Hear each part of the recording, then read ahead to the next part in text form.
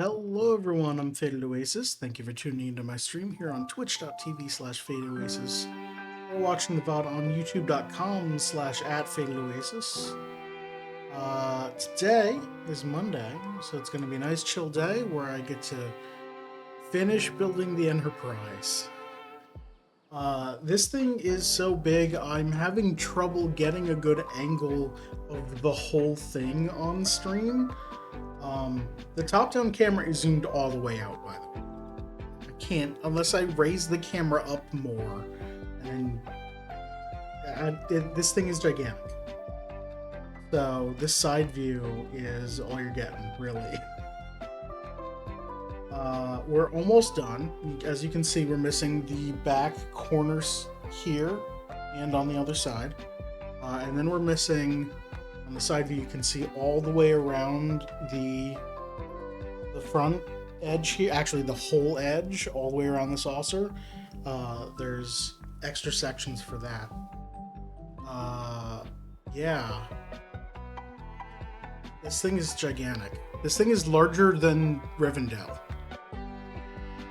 So, I didn't realize that until I just looked up at Rivendell. I'm like, okay, so I know I'm gonna need to buy new shelves. How big? What's the biggest set I have? The biggest thing that's going to go on the shelves? And I look up at Rivendell. I'm like, Rivendell's actually not that big comparatively. Maybe it's because it's standing up. If I take away the stand, did this last week. There we go. Now it's not nearly as tall, obviously. It's very front heavy. It's extremely front heavy, as you would expect, I guess. I don't know why I didn't think about that. But yeah, it's not actually... It's probably about half the height of Rivendell. It's really the stand, and in order to display this well, you're probably going to need the stand, considering how front heavy it is. Alright, I'm going to put this back on the stand. And I'm going to lift it by the approved lift points.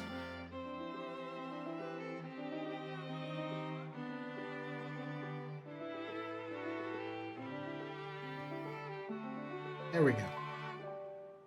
Then I'm going to move it off to the side. Ish.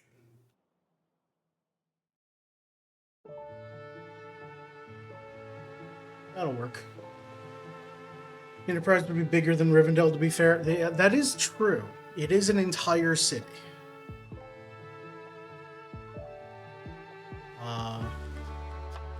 It's 26 stories, I guess?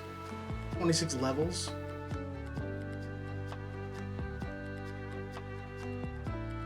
Making sure that everything's fine. So, I've got bag 27 here of 30. Why does that camera look crooked now? God damn it. I spent so long. I moved the camera stand for the top-down camera. It's now over there. It was over there. I thought I fixed the camera, and now it's crooked. It's because I bumped it with the mic just while I was moving the mic over. Caution earthquake. Not too much. More. There we go. Sorry, that would bug me all day. Alright, bag 27. Oh, I didn't scroll to... What page were we on? I'm gonna guess it's like 90? 1900. This does not look familiar. 180?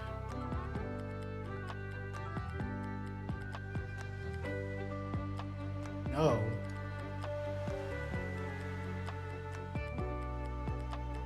The music sounds loud. Alright, so how about this? This should be better. Actually, I can also point the mic more at my face.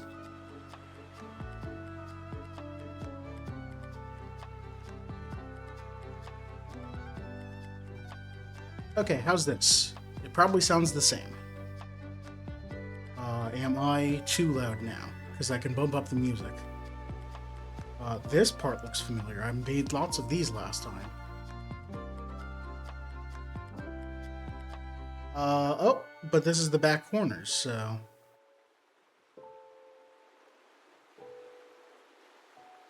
Right here, bag 27. That mix is perfect. Thank you. I appreciate the assistance. So, if you've been watching all of my previous LEGO streams, you'll notice the new stream overlay. I now have just the two cameras side by side, and I can swap which one's in focus by giving the other one more space. So, you know, I still have the side view here, but I also have top down. Don't take my word for it. I don't have anyone else's word to take for it. I mean, it sounds fine to me, but it always sounds fine to me. That's the problem with streaming.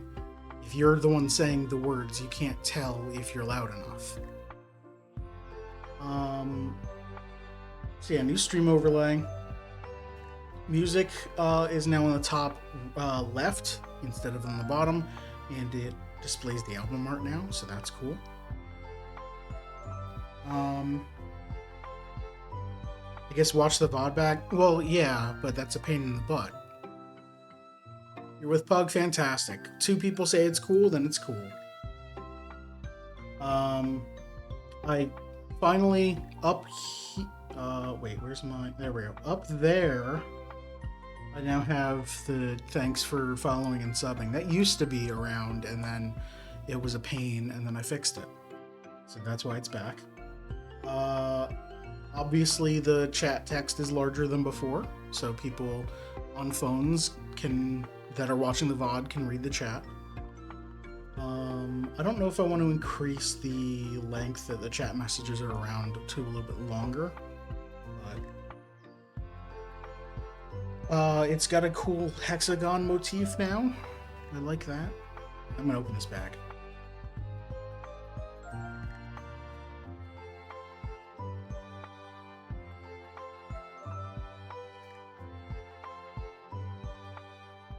I guess I should plug, if you want to see the making of these scenes, most of them at least, the VOD for a 7-hour stream of me checking out the new music and making these is on YouTube already.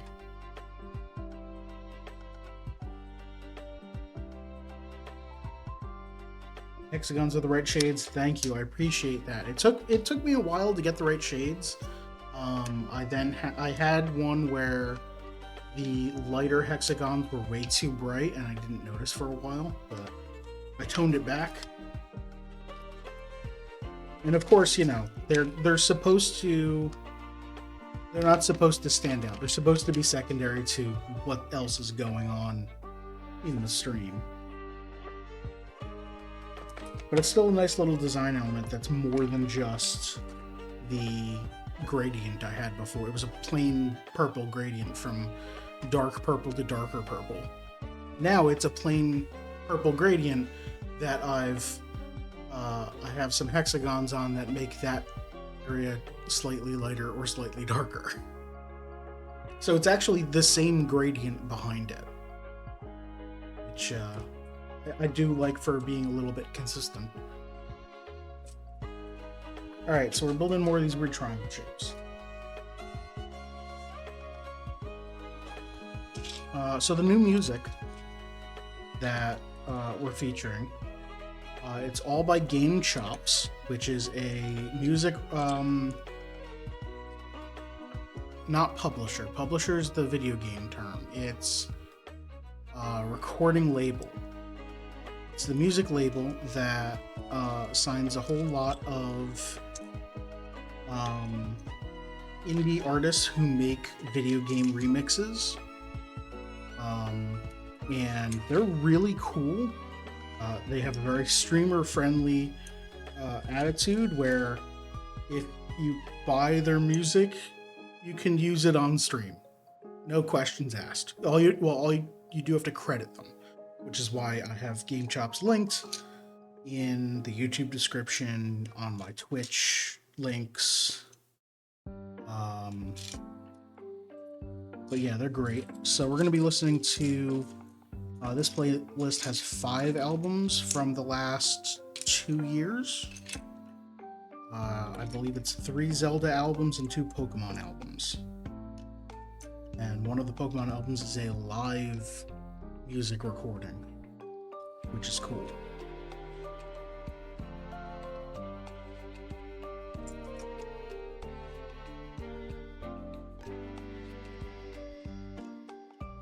And actually, I have a Hope for Indie Music now on Twitch.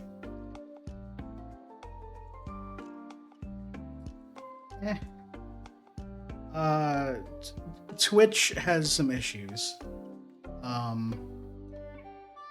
Or Twishies, I guess. Twitch has issues with identifying songs. Luckily, they haven't dinged any of this stuff. So if they are identifying songs I use, they're like, okay, but this one's cool. Or if they don't care about me, which would sting a little bit, but is fair.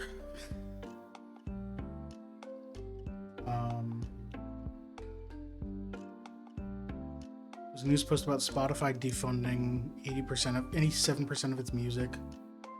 Is responsible for all the copyright strikes.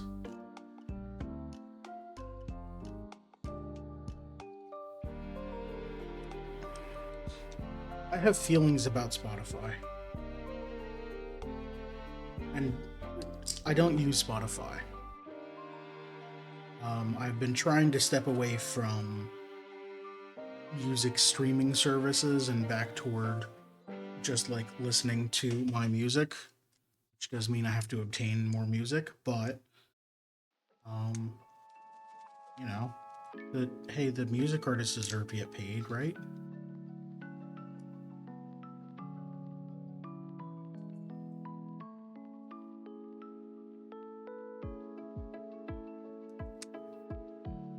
Although me listening to my old music does just end up being video game remixes.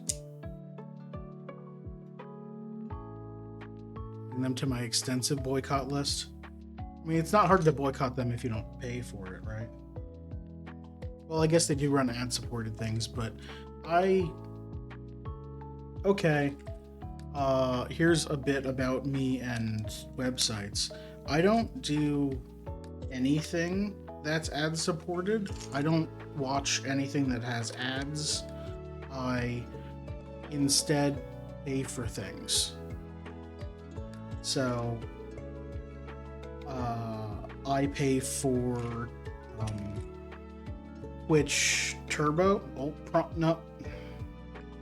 What do they call it now? It is Turbo, right? Because I don't like watching Twitch ads, and I do watch a lot of people. Like, I do sub to people as well.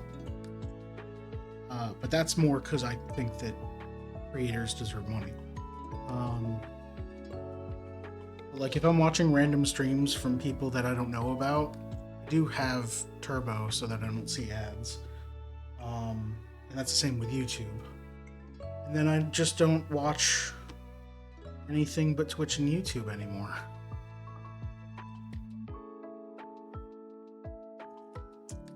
For music, I've been buying a lot of Bandcamp stuff. Because Bandcamp pays their artists well. Especially when they have...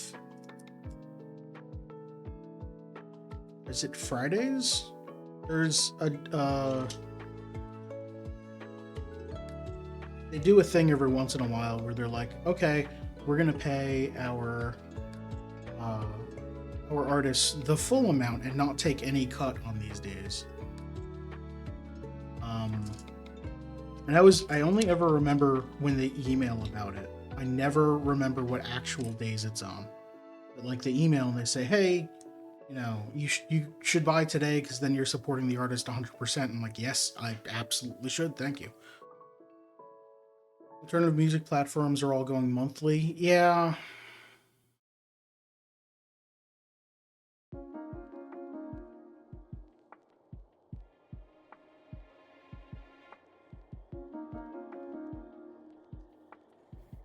Yeah, I don't know how I feel about monthly subscriptions for music, even though I'm fine with it for like videos and stuff. Where does this go? Here? Then it doesn't line up. That is where it goes. So I guess we just have. Okay. And then we put a second one on it. We didn't do this for the last pieces. These back corners are unique. Right, 2 white hooks on the bottom.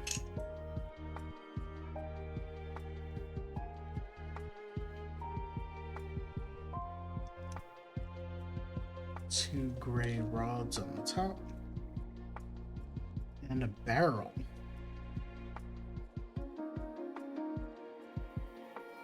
Absolutely, okay.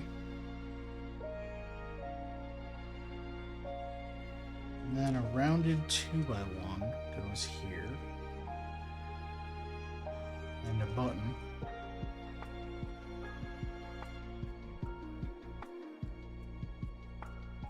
Okay.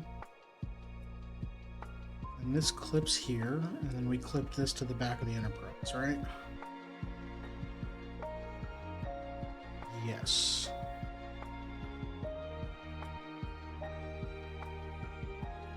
Okay.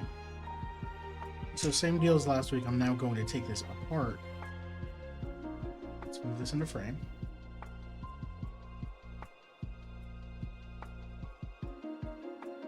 Clip just the bottom part on.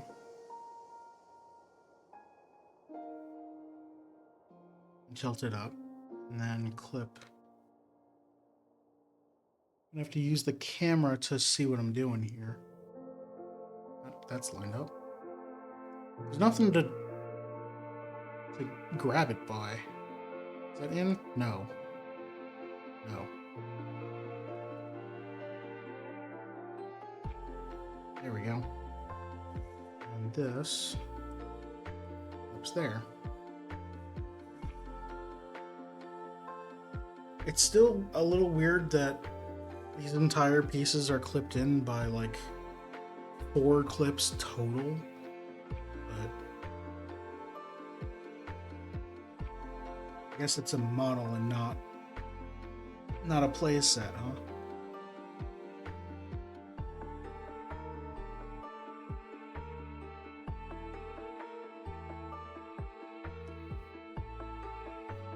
Alright, so this is not the mirrored, this is the back left near the shuttle bed.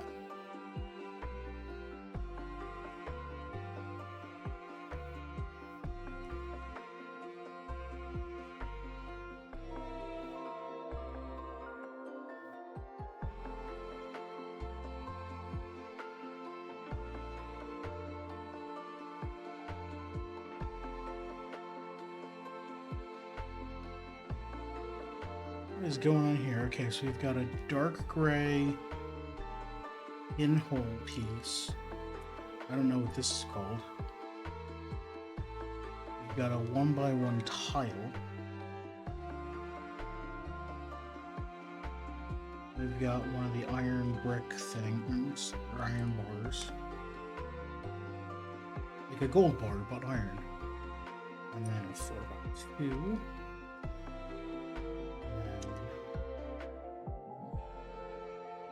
Okay.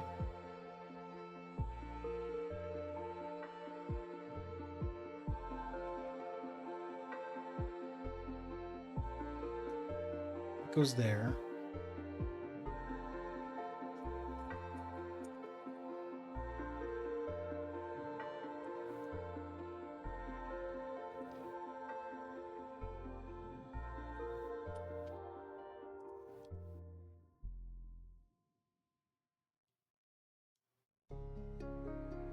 Okay. On the underside, we do 2 gray hooks, or gray bars.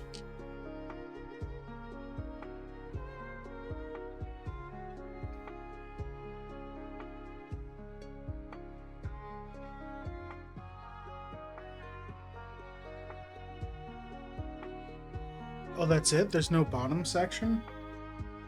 I guess there can't be because on here we have the bottom section of the saucer already.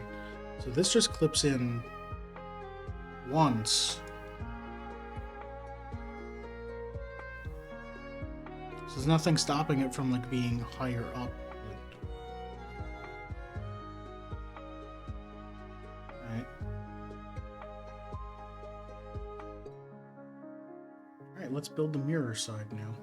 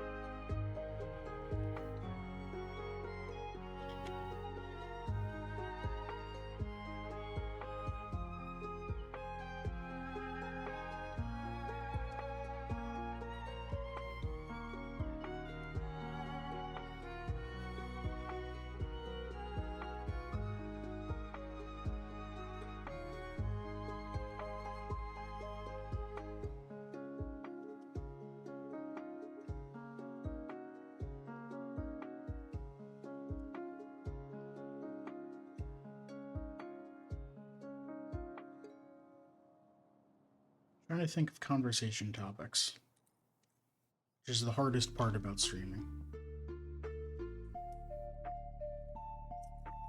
Especially when I don't like to talk about, like, work life. There we go. I realized I wasn't doing that on camera, sorry.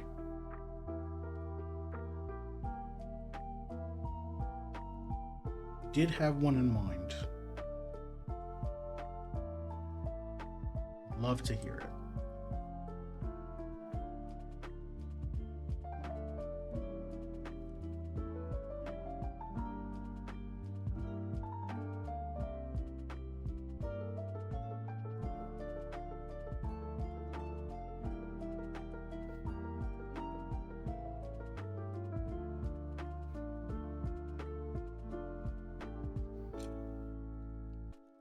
Been watching a Balatro mod called Pokemon. I have seen a little bit of that a while ago. If I remember correctly, it adds some Pokemon cards into the game where it turns some of the Jokers into Pokemon and they have relevant-ish abilities.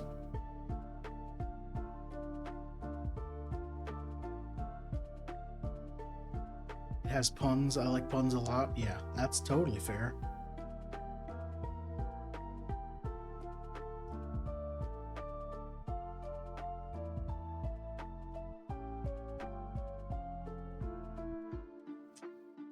It's very comprehensive now. That's cool. Yeah, when I saw it, I saw a streamer looking into it, but I think either he only played it for a little bit or I only watched for a little bit. Turns out when you watch streamers, there are a whole lot of people making a whole lot of stuff you want to watch, and you don't have time to watch everything.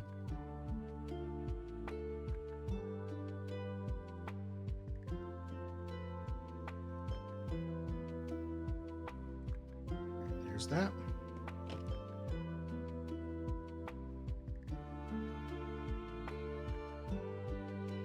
It is now when I realized that turning this whole thing around was a bad idea, because now I can't get to, it's all the way back there. I can't attach this. Swing this back around. Mankey's a Joker that adds 3 malt and 5 chips to every played 2, 3, 5, and 7. Ooh. Well, those are prime numbers. Why is it Mankey and not its evolution that does that?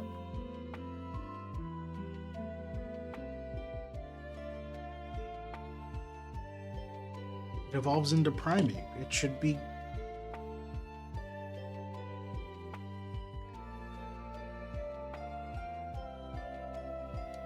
There we go.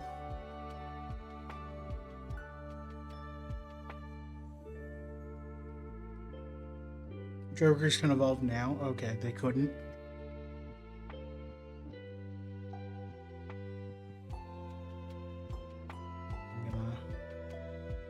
That's a bad idea. I should clip it here, and then clip it there. There we go.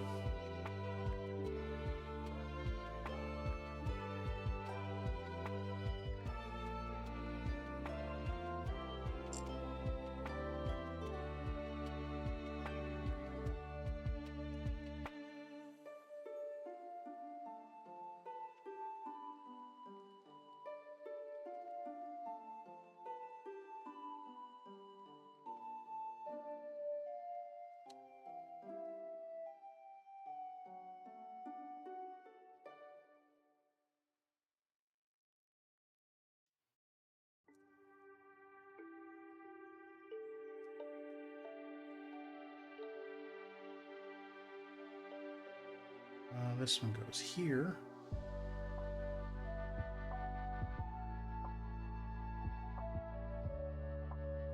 There we go.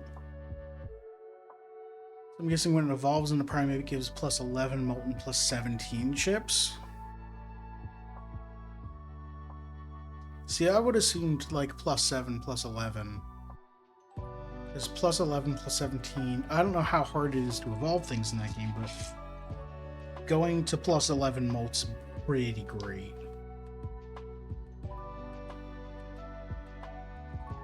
Each of 4 cards, that seems very strong.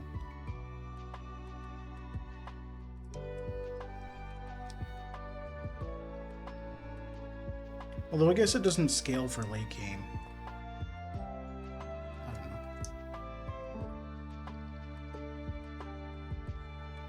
I forgot an entire piece.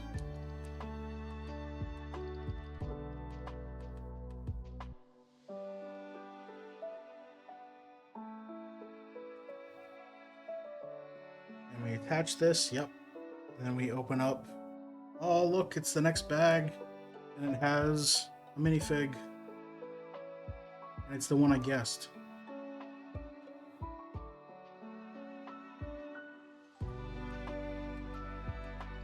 Mechanically, it dissuades you from selling cards, but if you're using...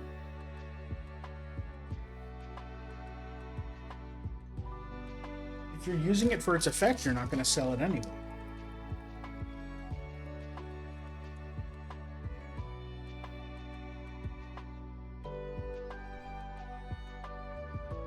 Alright, time to open this bag.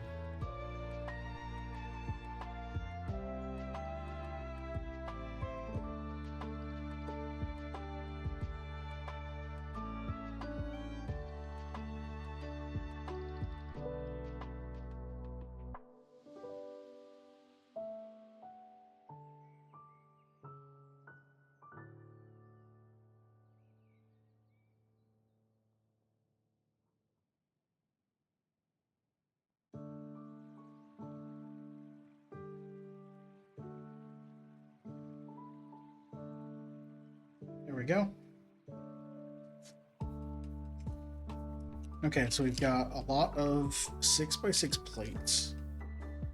Sorry, tiles, not even plates. We have 6 of them, in fact. But first, a minifig.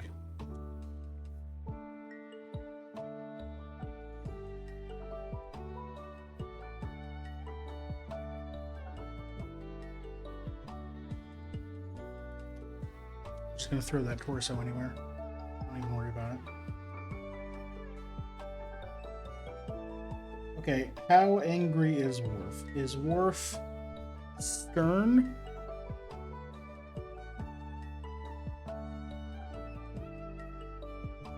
Is he stern? Or is he angry? I think he's angry. And Worf's got an entire headpiece that is the Klingon forehead and hair.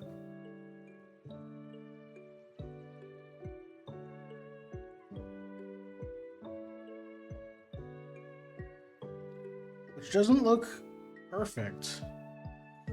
But if they're not going to make a custom head, then it's kind of all they can do, huh? That's okay. Today is a good day to die? Yes. Alright, and Worf here gets a phaser. Because someone's got to have a phaser, and it might as well be the security officer. Is that a wedge piece that's printed? It is. Okay, so this goes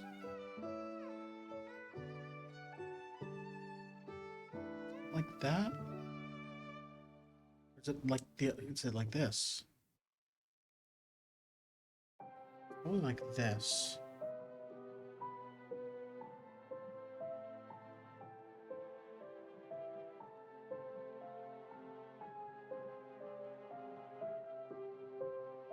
Cause yeah, then he can hold it.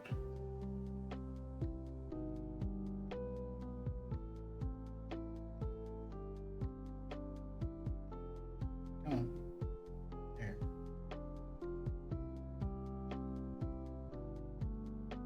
No, because he can't point it at anything.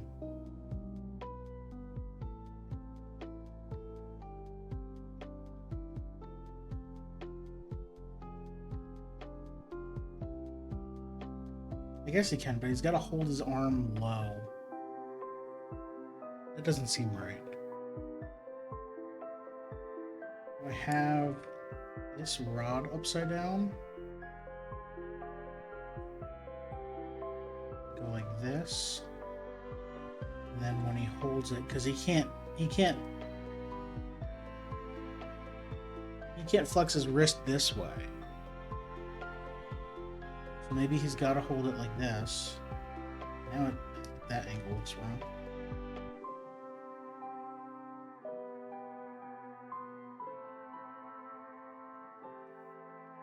That is level though.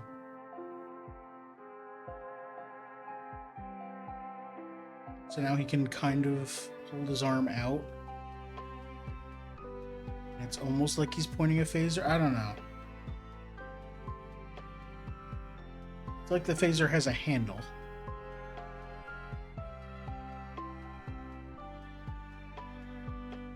You can hold it down at his side.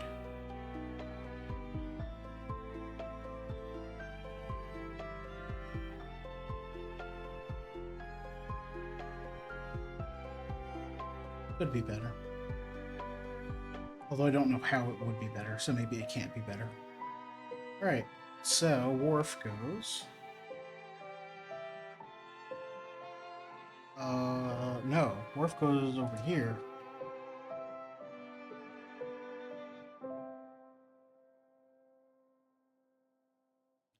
Could just be a barcode scanner. Yep. Worf has been relegated. He's not only tactical and security. He's also the front-end manager. If nothing's wrong with the phaser, that means there has to be something wrong with the universe. Oh no, maybe there's something wrong with the universe. That's good. I don't think anything's wrong with the universe. This camera's crooked again.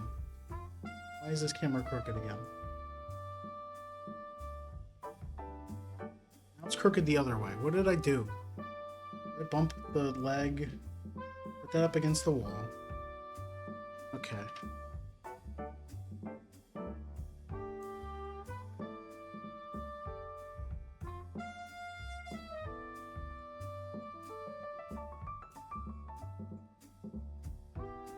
There, it's fine.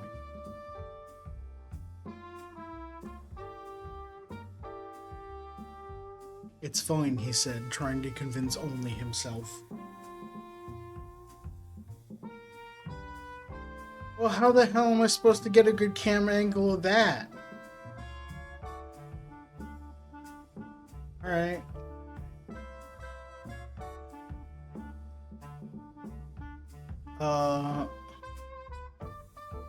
You see this here? This is where the piece is going.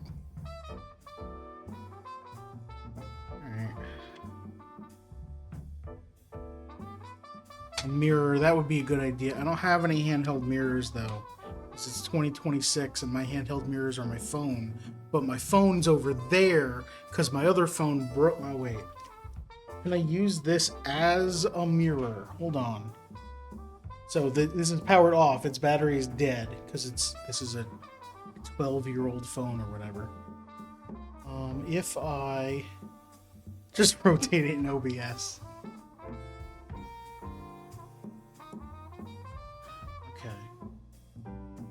Okay, so that's the light. So that's the screen you're seeing. No, I want you to see up there. I don't think this is going to work without me shining a light on it. Well, you're just going to have to trust me that I'm putting these pieces on. I'm going to have to trust me too, because I can barely see under this. It goes lined up in the middle, right? Yeah, okay. There.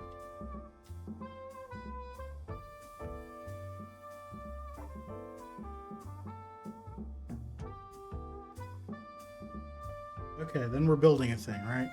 Nothing else? It's just that one piece? Just that one piece. We did it. We found the one piece. That's about all I know about that show.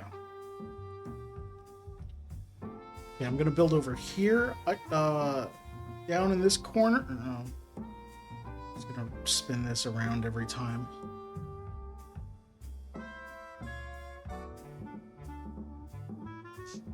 You know, what if I build all of the individual pieces and assemblies before attaching anything?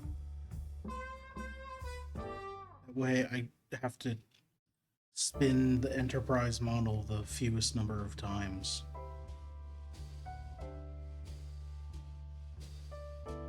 Or I could just spin it more and more and pretend I'm Q. Just snap my fingers and spin this thing and then say, ha! Now you're 20,000 light years from where you were. Good luck. And Data'll be all, Captain. At this rate, at maximum warp, it would take 827 years, 4 days, 27 hours, 22 hours, 6 minutes, 27 seconds. Thank you, Data.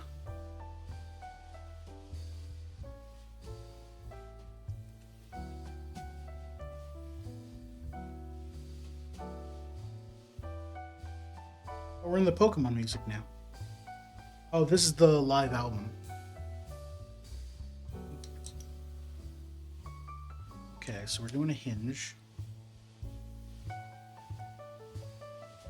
we go.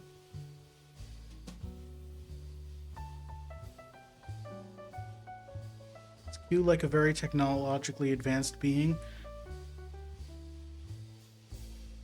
Not really technologically. Q is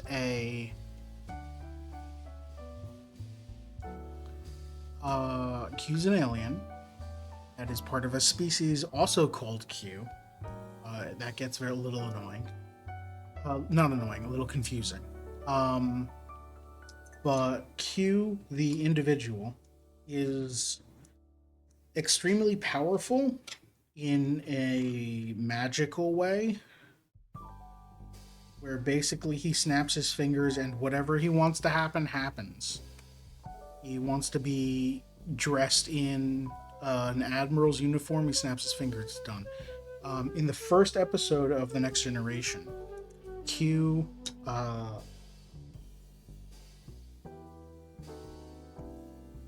kidnaps, I guess. He finds the captain and a few of the crew members, brings them to a tribunal chamber, and puts all of humanity on trial for mucking about in the universe in a way that he thinks is like destructive or something. And he's like, "You're all evil."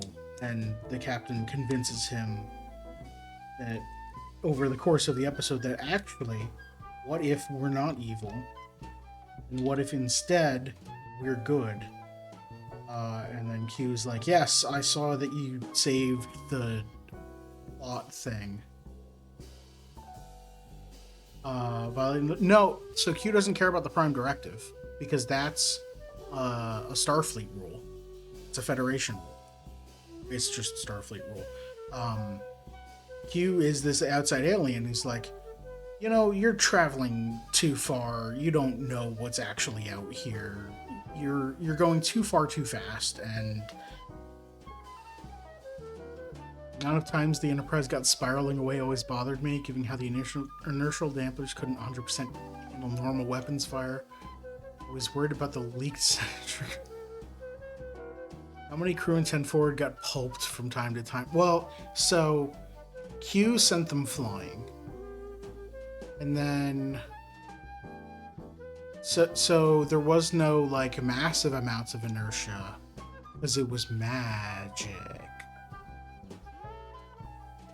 Q is one of the very few magical beings that they don't ever explain why he is so strong.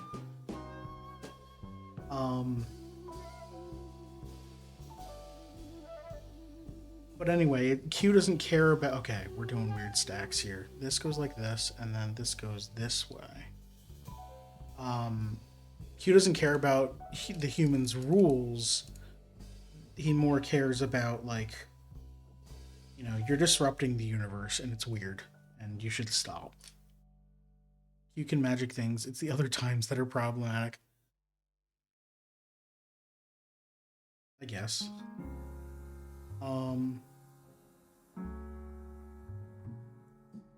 Okay, so then this goes here. What am I trying to say?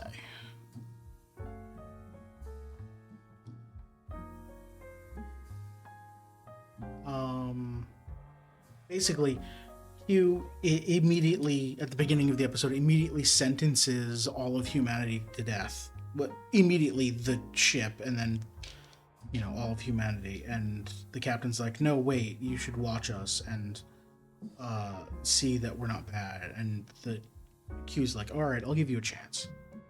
And then at the end of that episode, Q's like, "Well, all right, you're not 100% bad, but jury's still out about how bad humanity is. So humanity's still on trial. Good luck." And then just leaves. And he's like, "I'm watching you. So, watch out." Q shows up every once in a while, whenever John Delancey was free, basically. And just mucks about in things and gets in the humans' way. Fun with the any significantly advanced technology argument when it comes to Q. I mean, yeah, they haven't explained why Q is so powerful. It might be technology. It might be because that's how the alien is. They 7 years later, when the series is ending, then they need to wrap up that particular plot point.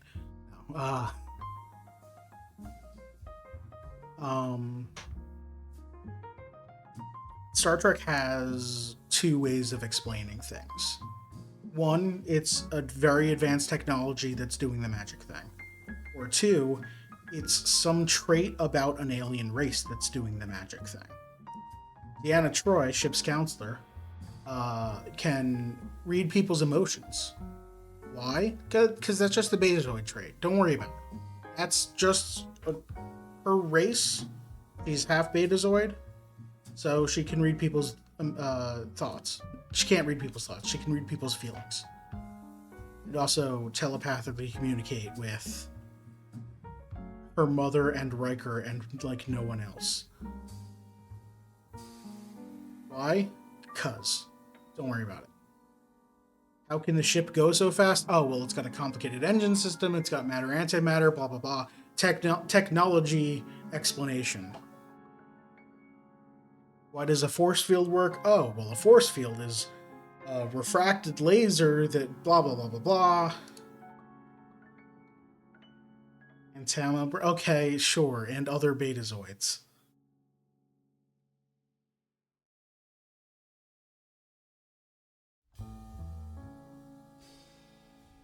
But I think that was mostly Tam's doing, and not Deanna's doing.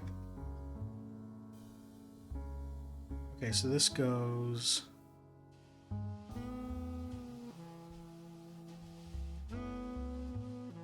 What is this clipping to? Okay. How many studs is this actually getting attached to? There's a line of 6 over here, and a line of 6 over here. So this whole piece is only going to be attached by the 6 over here and the 6 on the edge here. Nothing else here is going to actually be attached. It's just to make sure that this doesn't fall apart.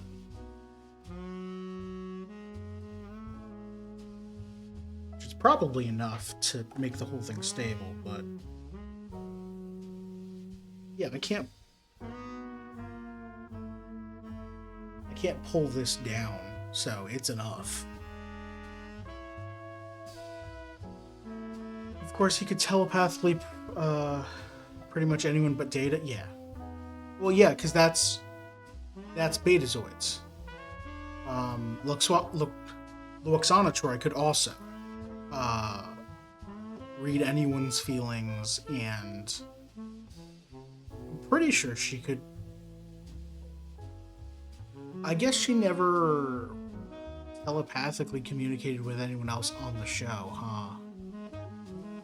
She teased Picard a lot by, like, saying, "Oh, why do you... haha, your thoughts are so... we can't do that. Shut up. Such dirty thoughts." And then Picard gets all flustered instead of just denying it, because I guess he knows denying won't do anything.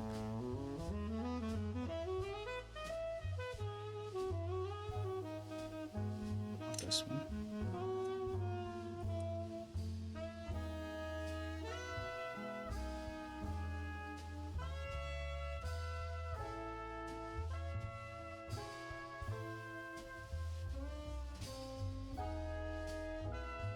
Hey chat, which game was Sinnoh from?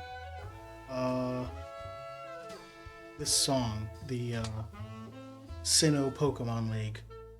Forget which game it's from, but it's nice. Have you ever held an active telepathic conversation with anyone but Deanna?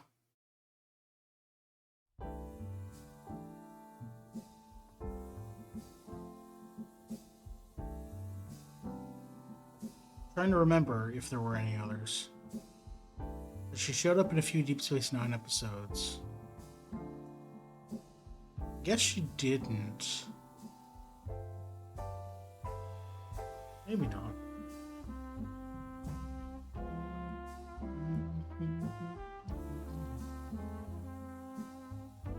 Alright, now I gotta look it up. Hold on.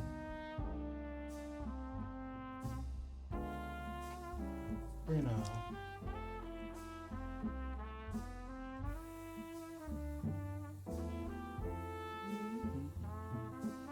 Diamond, Pearl, Platinum. I haven't played those. The music's good.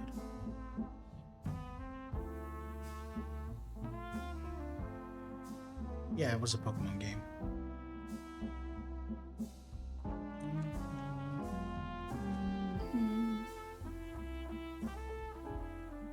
I guess I just listened to so much Pokemon music that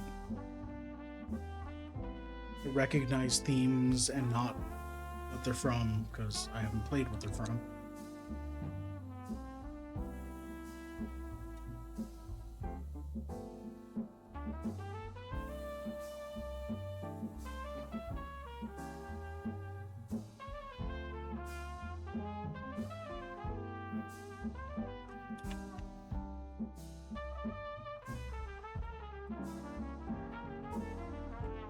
Well, what good are you then?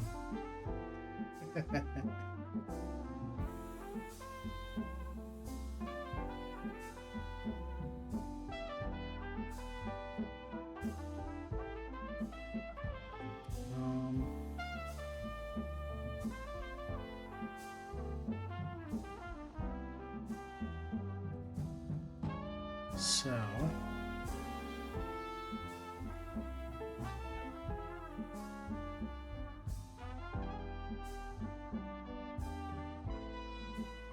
what else can we talk about Star Trek?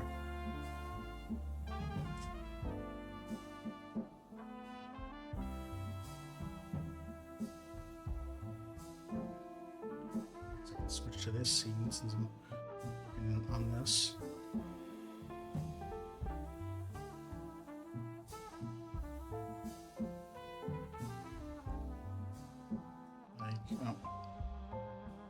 That?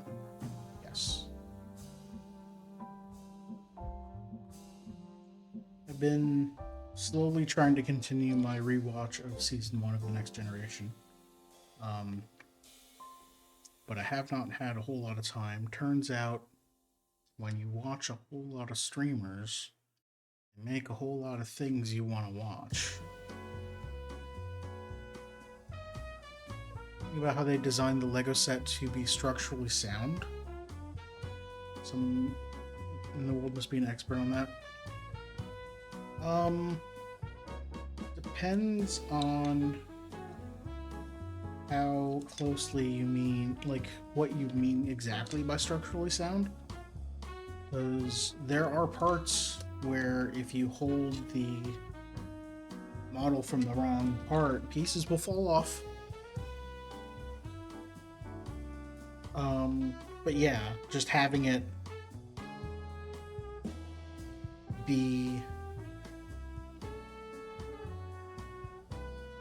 be able to be all together like this, suspended, like back here, the whole saucer section is cantilevered over this point. Like, the only support is from the base here going up into like the engineering section, and then you've got this one bar has to hold up the entire saucer.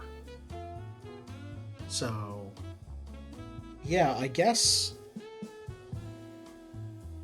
designing and engineering all of that, the internal structure, to make this work at all is pretty impressive. That's why I won't be too disappointed when if they ever say, hey, we're not making Deep Space Nine. I'd love a Deep Space Nine Lego build. It's not going to happen. Deep Space Nine is too large and all of the pieces are too thin. You would have, like, the entire pylons would be these going up. It wouldn't look great. There's got to be a balance between it being able to hold its weight and not being a solid chunk of plastic. I don't think a solid chunk of plastic would hold its weight. Like, they had to make the saucer structurally sound, but also as lightweight as possible so the whole thing didn't tip forward. And so that, you know, your support beams could hold everything.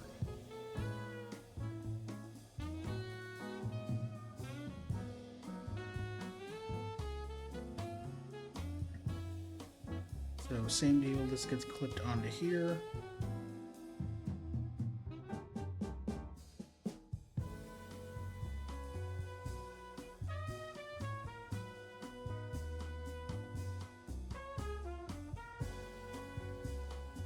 Oh, wait. Something else did clip in. So there must be some piece. I'm gonna zoom out my mouse.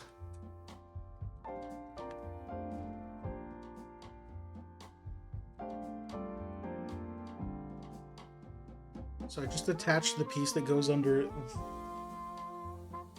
these sections here. And on the underside, there's hips here, and that's what everything clips into, just those. Except when I pressed here, something snapped in. So there is something in the middle that extends low enough to clip into that. But I'm not going to take it apart to figure out what.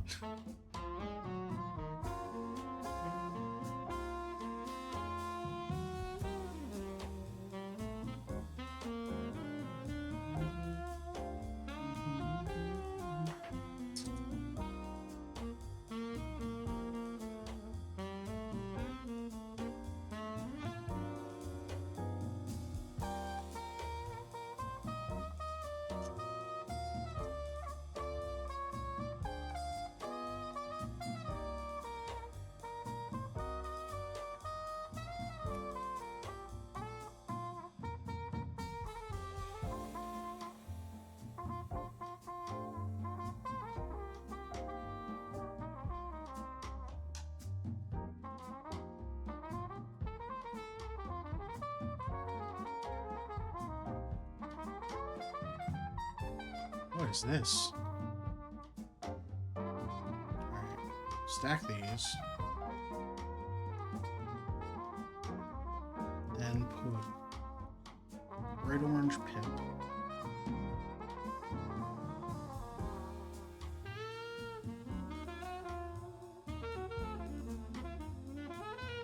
I think that they would be interested in an NC era show. No, the Enterprise C lasted like 3 months or something. It was a warship. They did an NC era show. It was that one episode of Next Generation where they changed time. They were thrown back to the battle where the NC exploded. Or was captured? It was supposed to have... Hold on. It was supposed to have fought and everyone died. Not necessarily the sea itself, just that era. Oh! It's yesterday's Enterprise, thank you.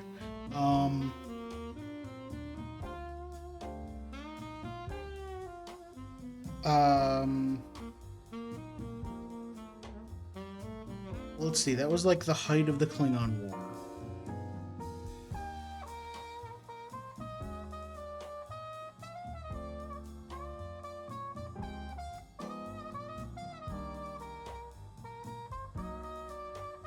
Well, it was supposed to have been destroyed, and it turns out that the Romulans captured it the whole time.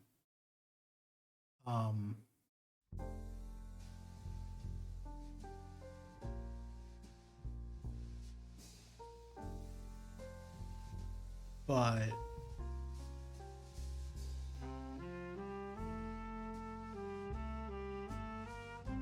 yeah, that would just be...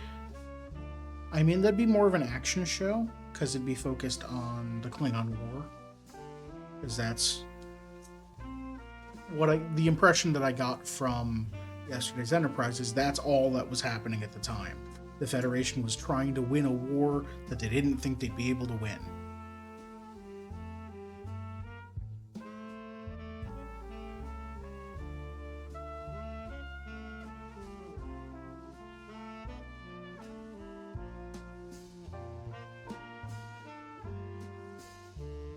Romulans broadcast a cardboard cutout of the NC with a poorly green screen explosion gif, and everyone believed it.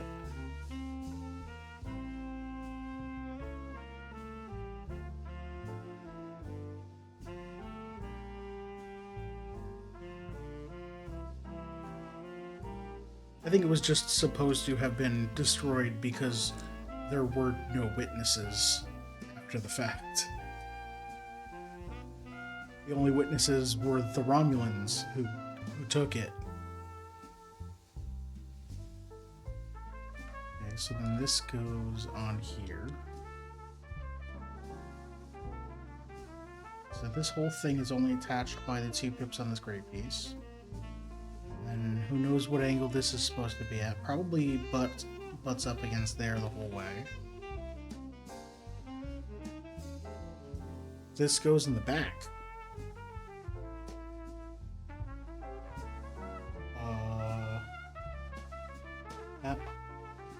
Now, where? Okay, so we go like this.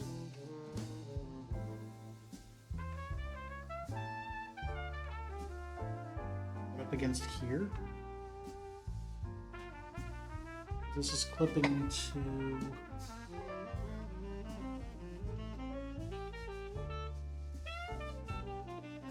shoot only the 6 pips on one side.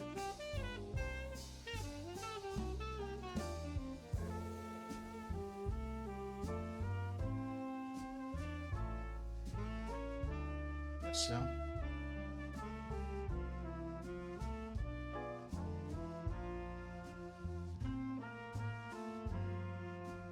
Okay, so I'm going to turn this around so that the camera can see.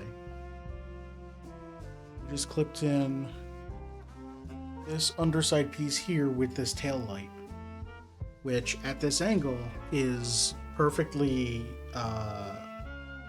normal with the back here. I can angle it out like as far as there. But if I put it all the way in, it's basically like flat. So it's a brake light.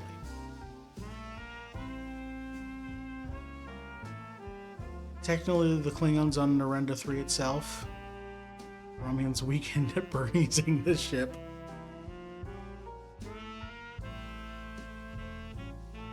Is it the impulse engine? I don't know the parts of a spaceship as well as you would think. Is that where the impulse engines are? Because there's also this one in the back center, which would make sense. Actually, this would make sense because this one and the one that's going to be on this side would be for the saucer section. And then this one's for the drive section.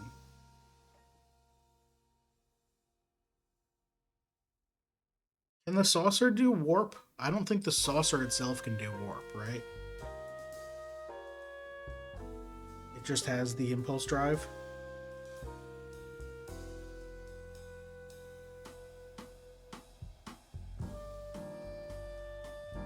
I thought there were 3, 2 on the saucer and 1 on the drive. That's what it looks like, yeah. So I put 1 on the saucer so far. There will be 1 on the opposite side, and then there's 1 on the drive.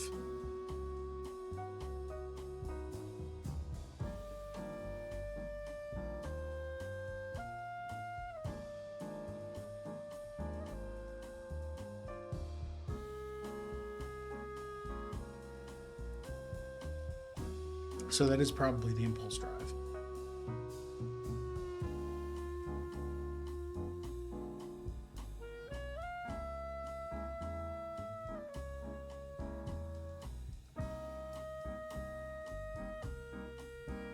Saucer could coast but not generate its own warp field. That didn't make any sense to me. You have to generate a warp bubble to go at warp. Why can you coast?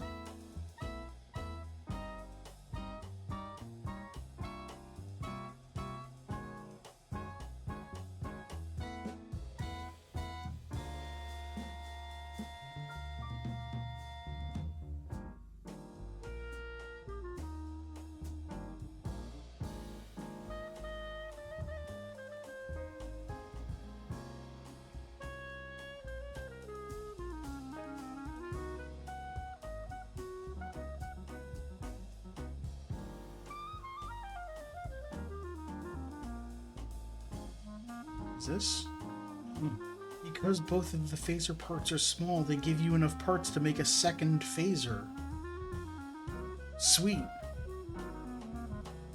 Someone's gonna end up giving Ensign Rowe a laser, and it's gonna be a bad idea. Alright.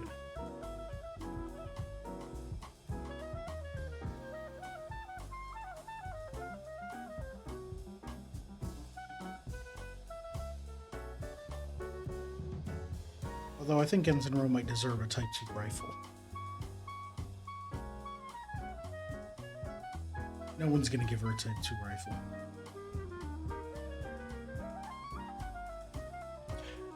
No, wait, does she use a Type 2 rifle in the episode where they're ghosts? They're not actually ghosts, they're phased. No, she uses a hand phaser.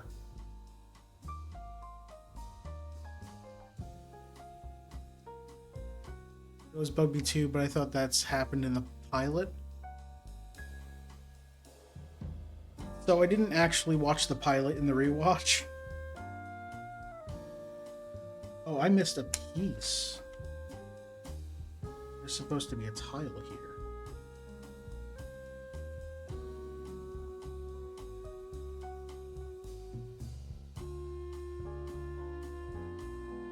I should rewatch Encounter for the phase disrupt. Oh, you're right. It is. It's a Romulan disruptor. Because that's plot relevant.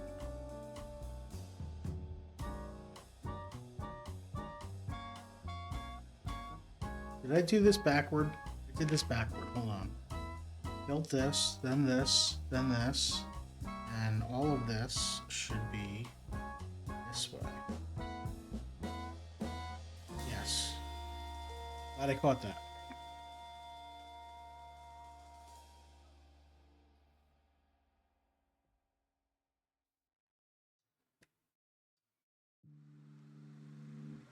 Okay.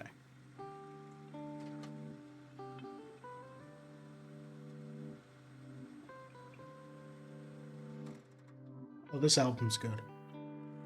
Zelda's Midwest Emo Mixtape.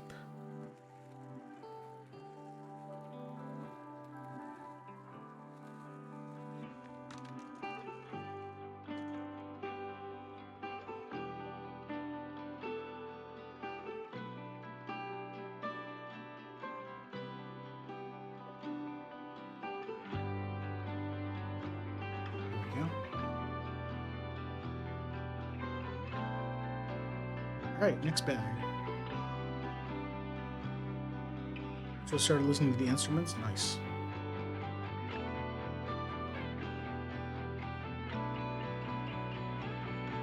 Yeah, all the artist names are on screen. This one, the artist is Tune In with Chewy. And they're all available at wherever Game Chop's albums are sold. Bandcamp. Buy them a band. You can get them on like Apple Music or whatever, but all right, thanks for heading out, or thanks for hanging around, Heller. I appreciate it. Good luck. Drive safe. A new Lego color, reddish orange, is used here to imitate the glow of the impulse drive, is what it says. Did we read what Worf? We didn't read Worf's text. Yeah, drive safe. I'm gonna go back and read Worf's text. I can't believe I missed that. Oh, no, I missed it. Worf doesn't have text. What the heck? You're not gonna say anything about the custom Klingon molded forehead?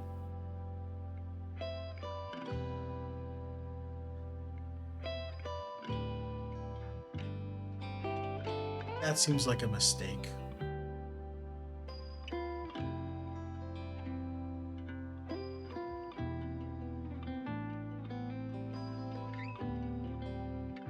You know, I'm gonna check my book. I think it's the same version, but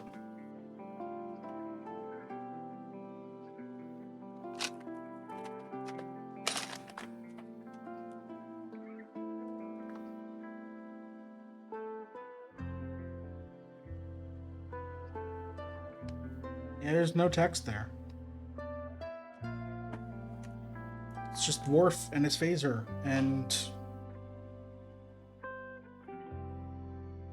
I don't know, maybe like you could talk about the custom printing on the uniform because you have to get a sash or his headpiece, or how this is one of the few Lego sets that has a weapon, like a gun.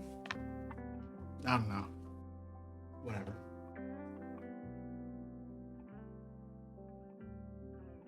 Maybe that's why they didn't mention it. They didn't want to acknowledge the gun.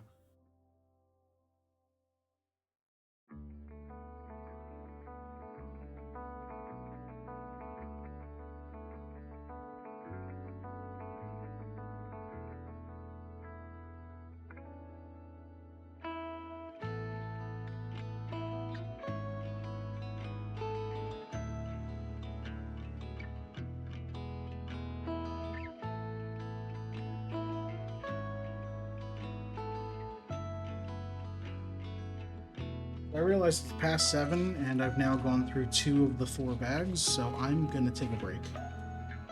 I'm gonna be back in 3 minutes. I'm gonna get up, stretch, get some more water. I'll be back shortly. See you in a sec. And I'm back. Hi. So, while I was on break, I also did some research into why Worf doesn't have text. Didn't find anything.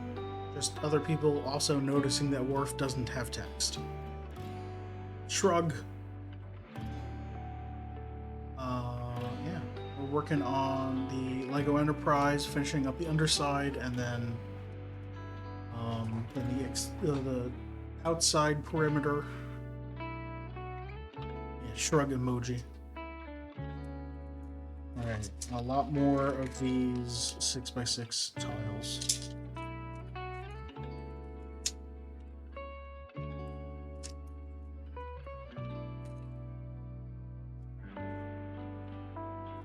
Alright.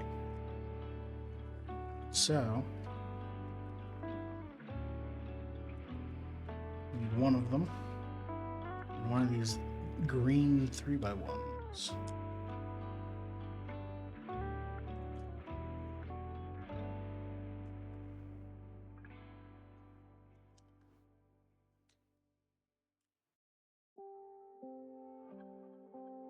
Oops, what did I press? Press something. I'm not muted. Nothing went into chat. Alright, I guess it's fine. I didn't press anything relevant.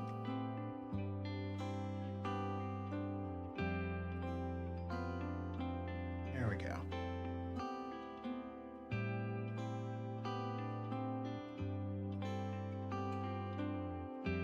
So I'm hanging some pieces off of the edge of this 3x3.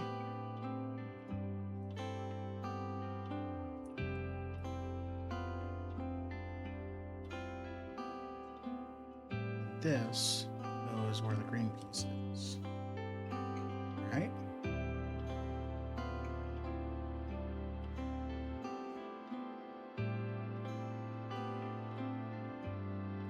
Well, these are different angles.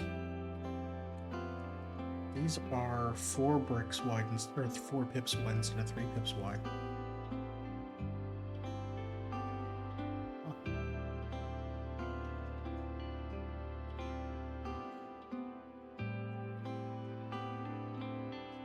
So then the same deal, we do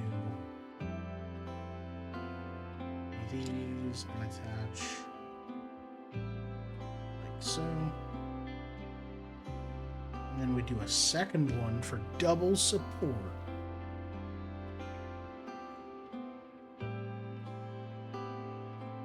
There we go.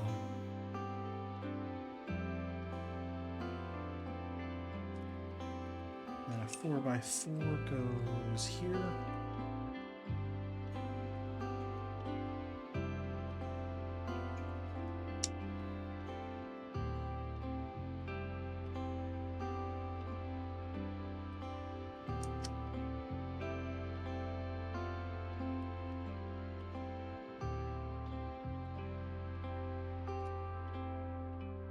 We get a pair of buttons again. So these go on both hinge pieces. Lock them in.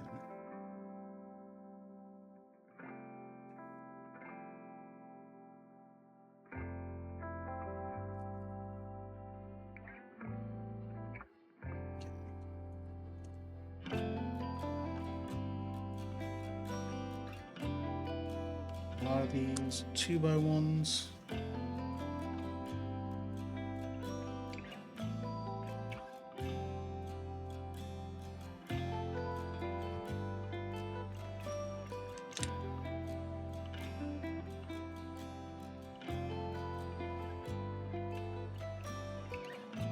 This goes on top of this. Okay.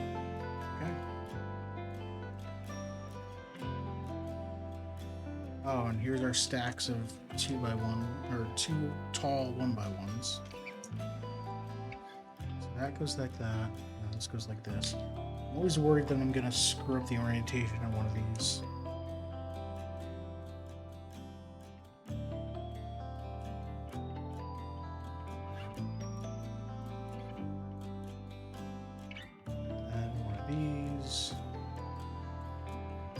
This way,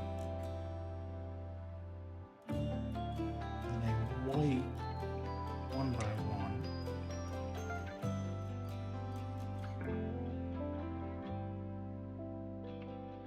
Oh, and so that can stick right there. Got it. 2x. Alright, back up to here. Yeah, it does say 2x there. I should have noticed that. Do it again.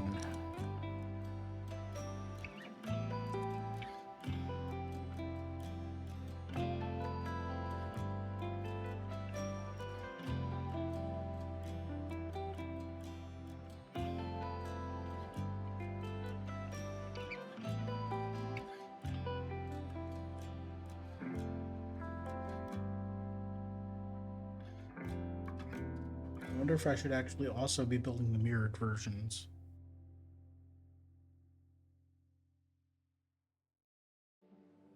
That everything look right? Yep.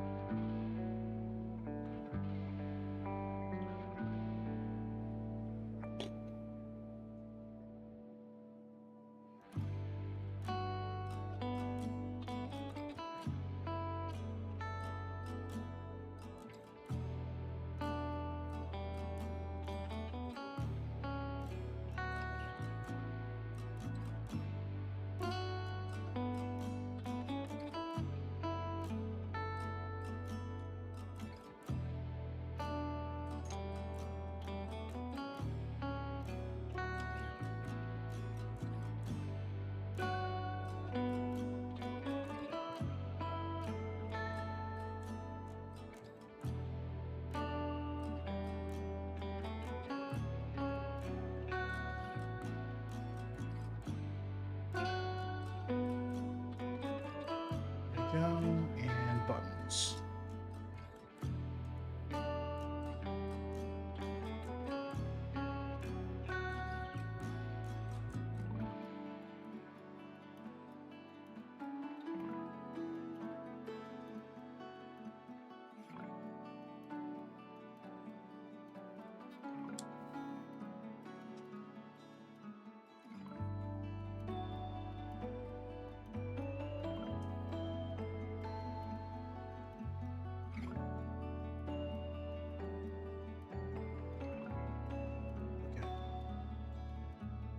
All right.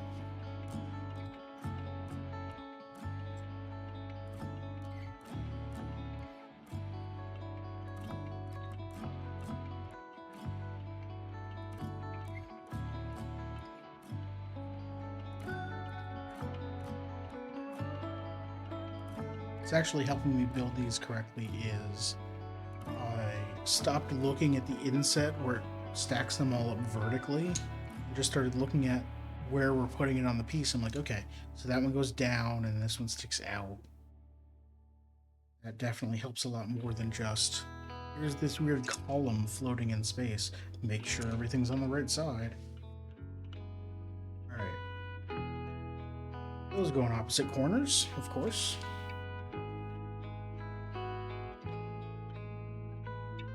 Okay, which corners? It's this corner here.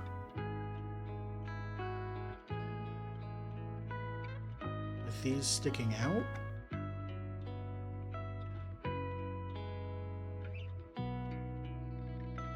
Yeah.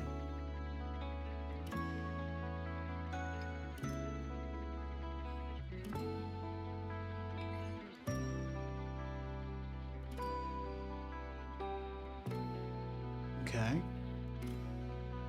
And then swing it around. Go all the way to the back. It's this one here.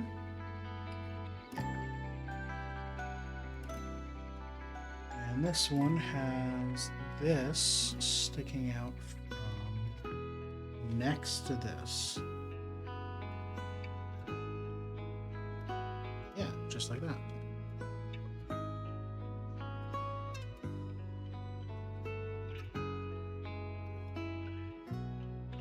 Wait, hold on. There's nothing. Oh my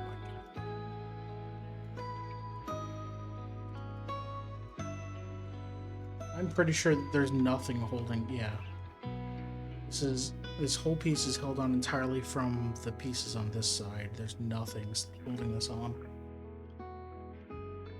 which means that the like outside border thing is gonna hold everything together, right? Right? Let me go back and I guess I can't get a clear underside view here.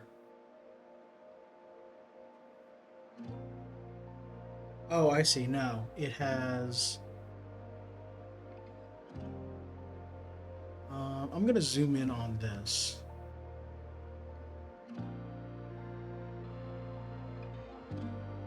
So over here, we just added the tan pieces and everything behind them, everything down from them. The gray pieces with the pips were there, dark gray ones. There's nothing holding this on. We're going to place a plate. This is my guess. We're going to place one of these 6x6 plates over the tan pips, the gray pips, and the tan pips from the piece that comes next. And that will lock everything into place. But for now, it's kind of just hanging there. Go back to page fit.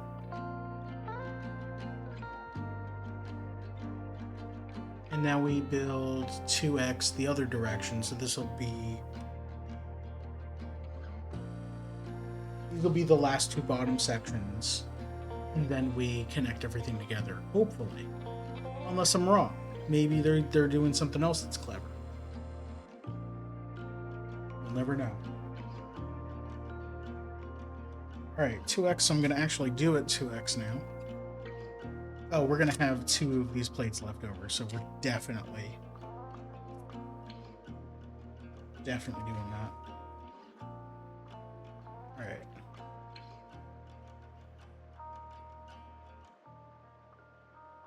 And these are the same but mirrored, so I could have done all four at once.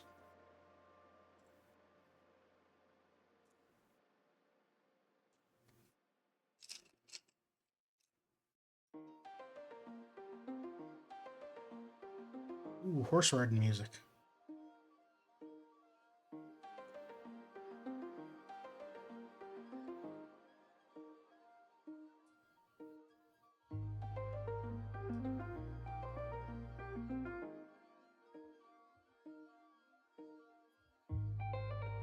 Oh, there you go.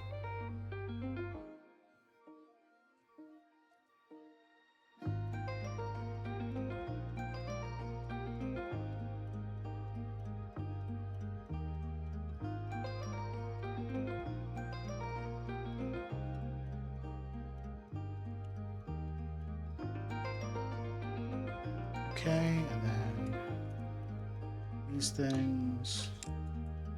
And then we attach another, right? Yeah. Here and here.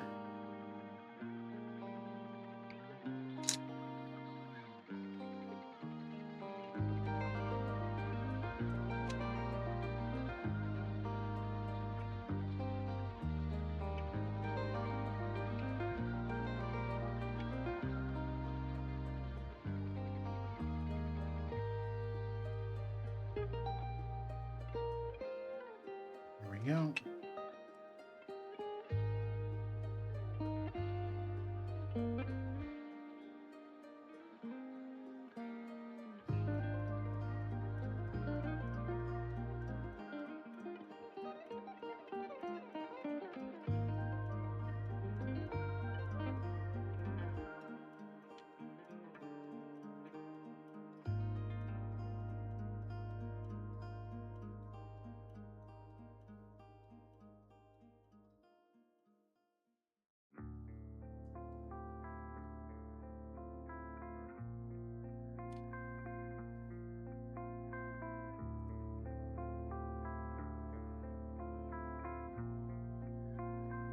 Little round buttons are weird.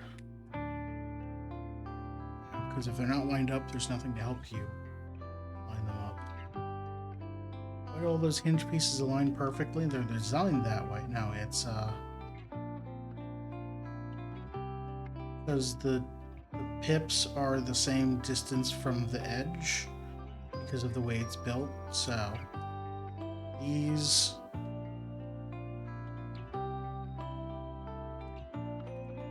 the angle on this is such that this pip is the same distance from the edge here as this pip is from that edge, as this pip is from that edge. So they know they can line up a hinge along the crease and you can snap them together. You could put another hinge up top if you wanted, but I guess they didn't have room for the round part here, or they didn't think it was necessary. It's literally just that the closest pip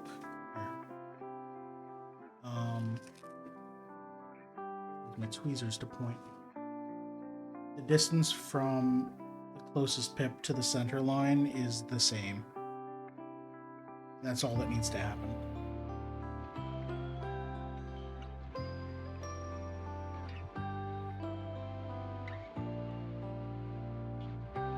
That angle was chosen deliberately. Yes.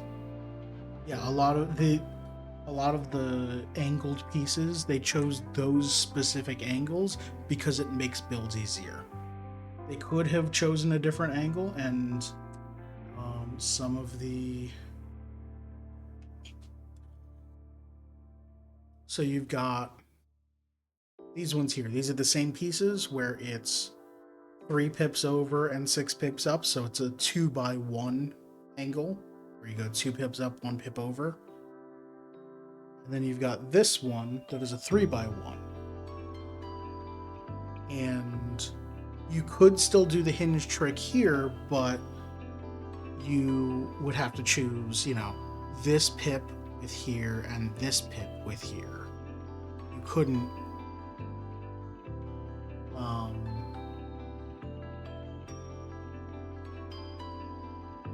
yeah, and I think that they chose this distance between the pip and the corner, or the pip and the edge here, because they had the hinge pieces. And they said, well, if we do it exactly this length, we can just use hinges for connecting the two. And it allows them to do a lot more.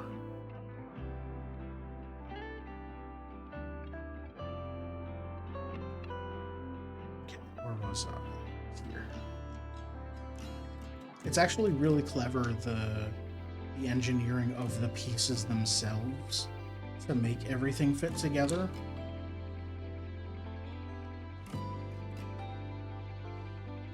Because it was all done over a long period of time where they built these pieces and then, you know, okay, so now we've got this piece that's got pips on the side, but the pips on the side have holes in them. I don't know for what reason those holes exist, but someone said, okay, great. Those holes are the same, are going to be the same as the rods that we can use to connect things, as the pieces that fit in minifig's hands, as you know, they have standard sizes that you can, it's very modular, you can plug anything into anything. And then they one of those pieces, where am I looking? Okay, so there's one of those like small rods had a hole in it that was the same as this, and they're like, okay, so now we can make a smaller connector, just like a pin that fits in there, and connect to that and use that for flowers or something. So like there are a few standard sizes for holes and for pins and for things that makes everything so easy to mix and match. And when they invent a new thing to snap together, like, oh, we've never done this connection before, so we'll do it here. And now we'll keep in mind that we have a new type of connection, and we'll try and work that in with a whole lot of different builds because it allows us to do cooler things. and it's really interesting watching that whole process. I mean, I didn't actually watch the process, but like building these kits, you can see these kits from different areas. Rivendell is relatively old, it's several years old, and it doesn't do a lot of the tricks that the Shire does.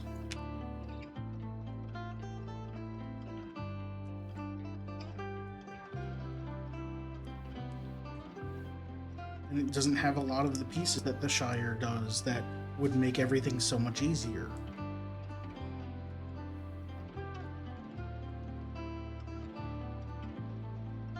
So it was really easy to build one and build the Shire first, and then build Rivendell and say, okay, so I literally just built something where we did a trick to do this thing a lot easier, and instead we're doing things the hard way in Rivendell. Because they didn't have the technology, not the technology, but like the Lego technology yet.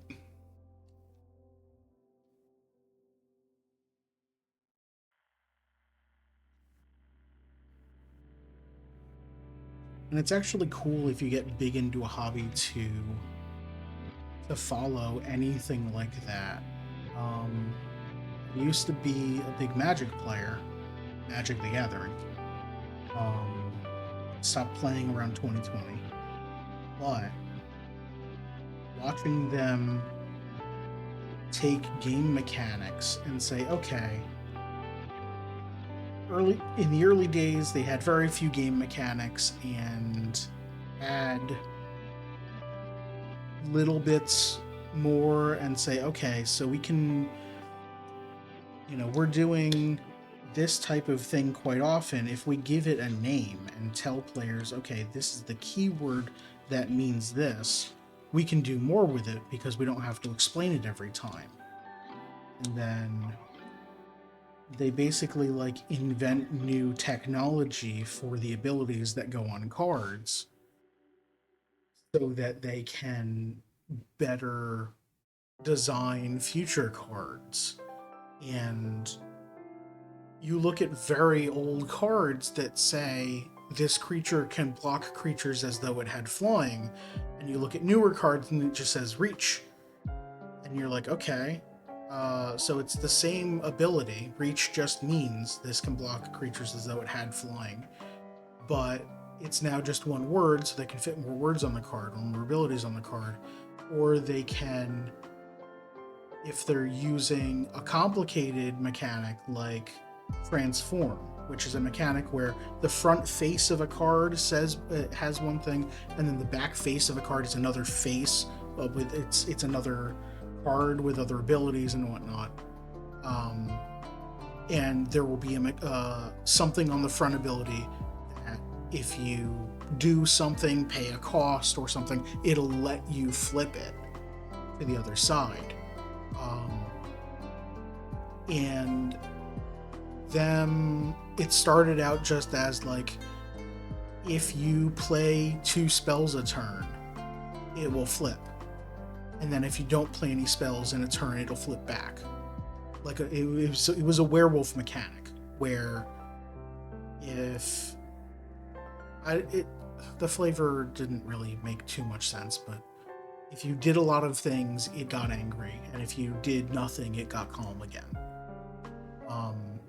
The backsides of the cards were generally stronger.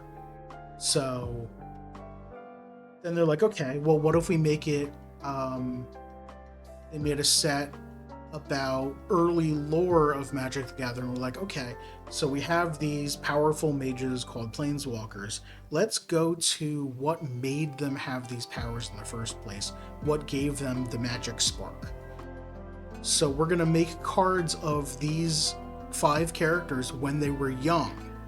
So we'll have transform cards. The front face will be them before they had their power, and then when something happens, you flip it over and it becomes the strong version of itself, and you can't flip it back. But it was a creature on one side and a planeswalker on the other, and they work very differently in game.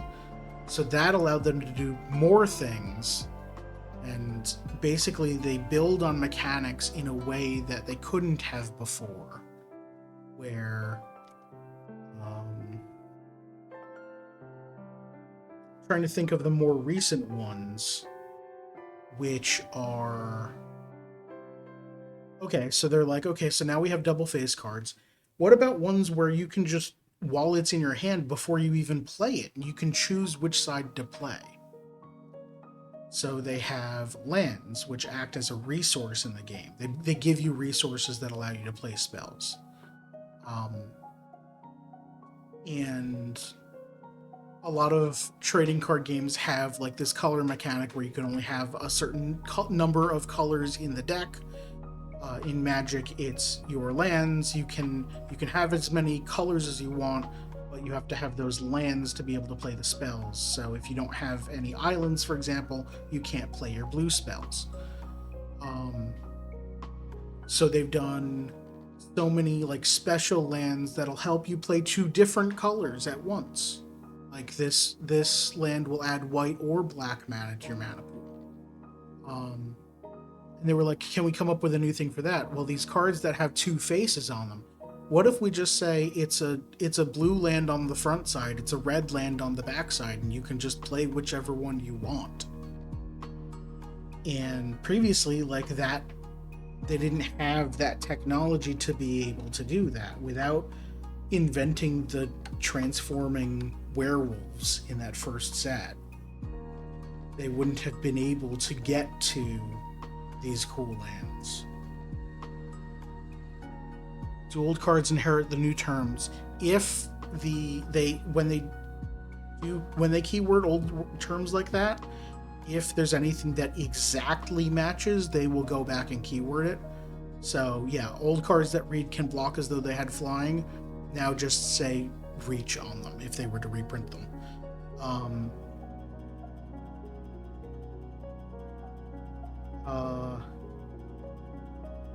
The card says ignores reach, so there's nothing that says ignores reach. There are cards that take away abilities.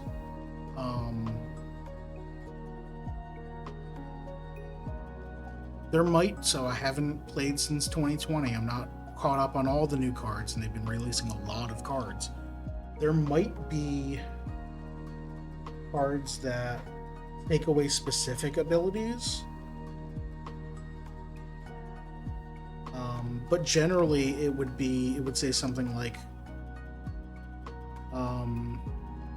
can't be blocked by creatures with reach. So instead of taking away an ability, it's instead adding an ability to that one card. I'll put those on, and yep, just like I thought, we're putting on these panels to stabilize everything. Let's go here.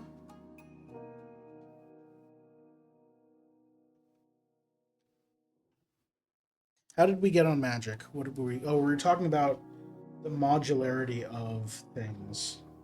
Is this where this goes? 2 pips sticking out? Yeah. And then this should line up.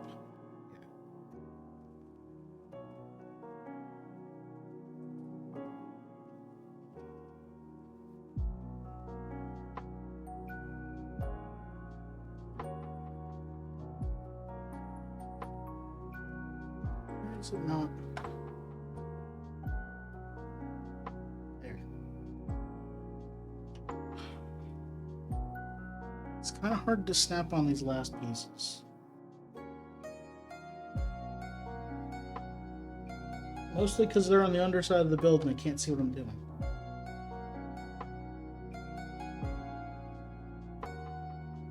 There we go. I mean, this is going to look great when it's up on a shelf and you can see the underside of it, but right now, I can't. Oh, also, you can't, because we've been zoomed in and on the wrong shot.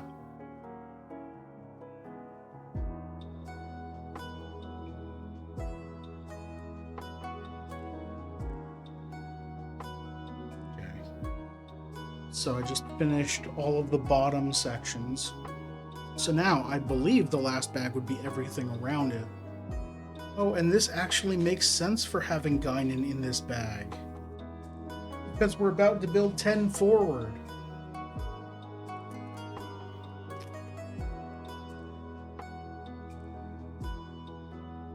These and these.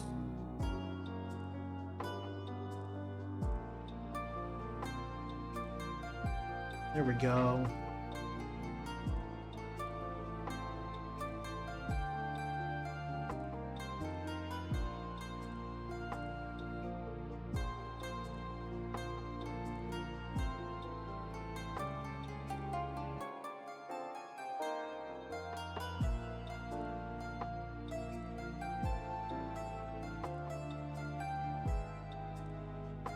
Alright.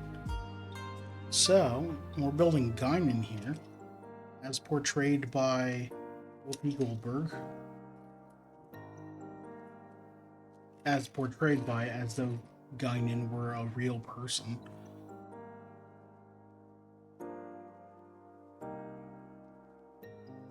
Let's zoom back in now, because we're building a minifig.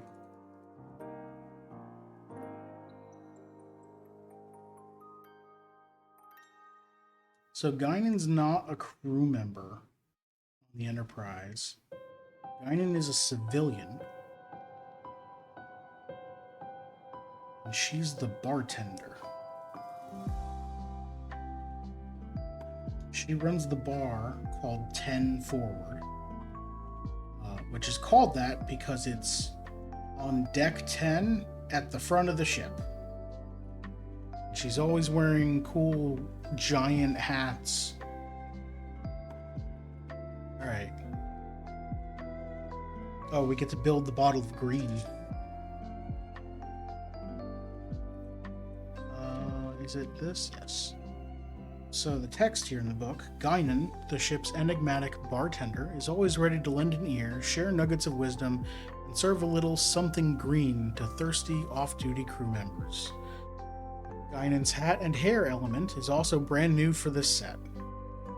The way you say also leads me to believe that you were supposed to mention that Worf's head and hair were brand new for this set.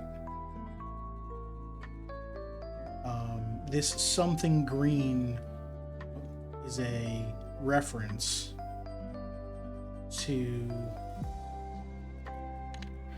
one episode of Next Generation, which itself has a reference to an episode of the original series. If you haven't seen a gift for serving drinks in a giant hat, you haven't lived. Maybe you've lived way too hard. Yeah. You should settle down and look at some gifts on the internet for 5 minutes, bud. Wow, Pug. Pug is really, really pissed it off at the people who don't know who Guinan is, I guess. Something I just noticed in this, Riker doesn't have his trombone here in the book. But yeah, Guinan is serving something green. So, in an episode of the original series, Scotty, the ship's engineer, is drinking with someone. And they grab a bottle and like, what is this? This is, and he takes a sniff. This is, he tastes it. It's green. And then they drink it.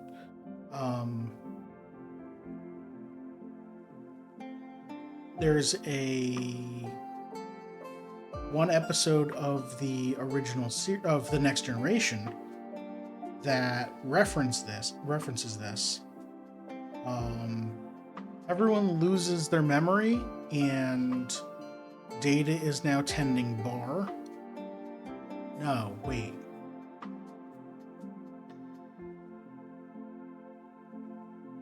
Data's showing. I'm getting my episodes confused. Because it's gotta be in Relics.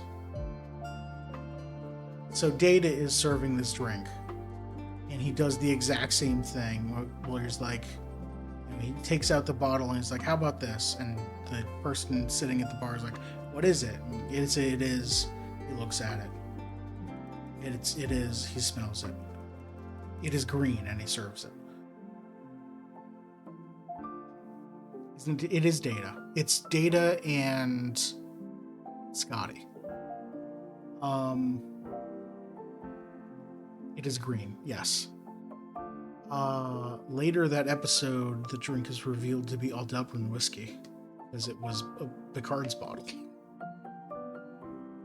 All right, there we go. Oh, whoops. We now have all of our minifigs.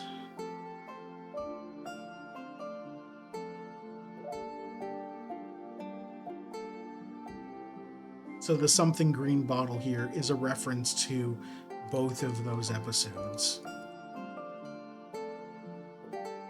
Let's stay a little bit zoomed in so I can switch back to here and start building whatever it is we're building. The foremost windows indicate the location of 10 Forward, the ship's bar and recreational meeting place. Okay, so we've got these custom printed windows. I am so glad that these are printed and not a sticker, because I would have screwed this up.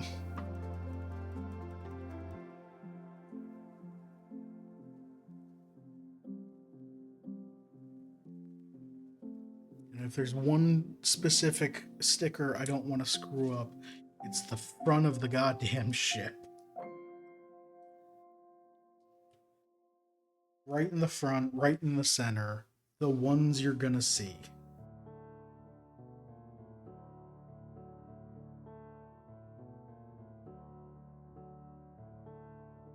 Yeah, so these just act as a facade and go on the different faces. I guess we'll stick with this view, because we're going to be doing a lot of putting things on here.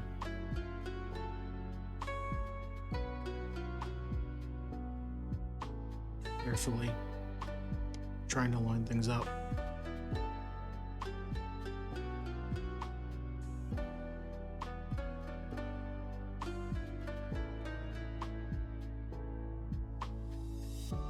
There we go.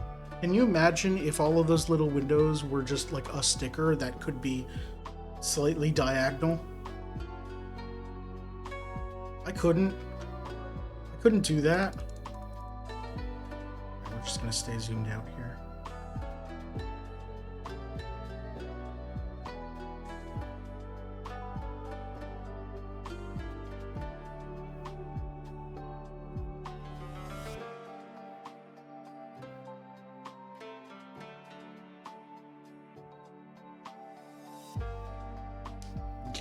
This is one of these. We're building 2 of these. Intentionally put them on at 33 degrees. Keep me away from your Lego builds.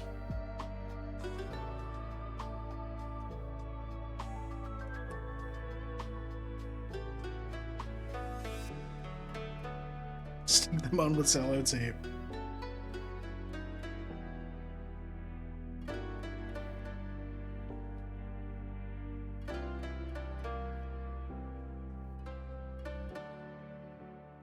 Alright, I've got 2 of these.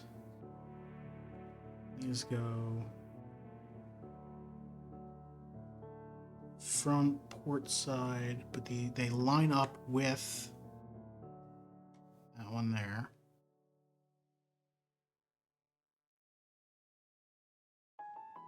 So on the top, you got a nice curve. It's not perfect, but you're not going to get perfect from Lego bricks.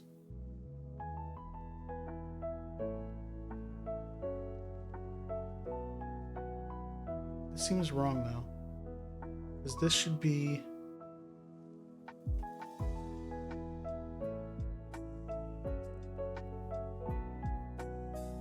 Is this not the right piece? 1, 2, 3. That's the same piece. Yeah, these are all the same piece. Oh, these are not. I didn't know why I didn't catch this on this one. This totally needs to extend out to here. There we go.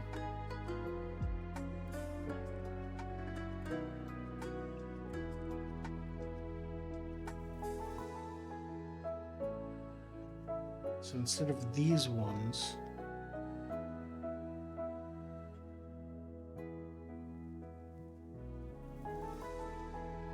it's these ones. These go here, here.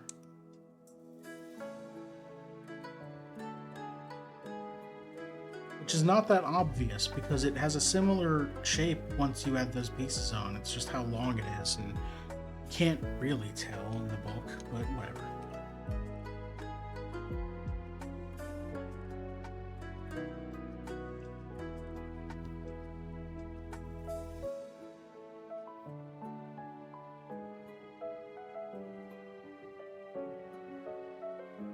Alright, so now we've got some longer ones. Spin this on here. So now, do this.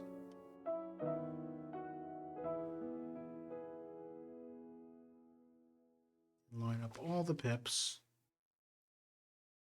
And that's actually a much better angle. There's less of a bump here. So that's great.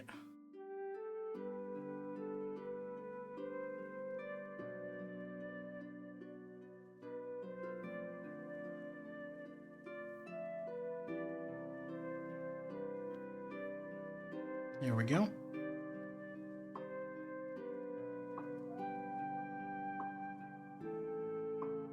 Yep. Then we make two of these. These are not curved.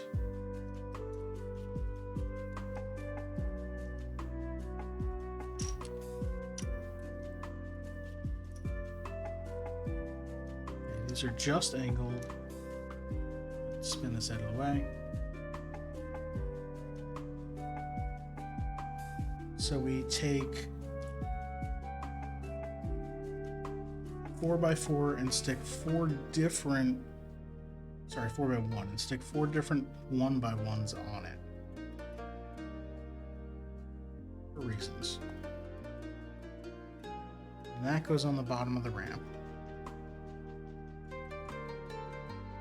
And then a 3x1 brick, a 1x2 plate, and a 1x2 tile. And then do that again.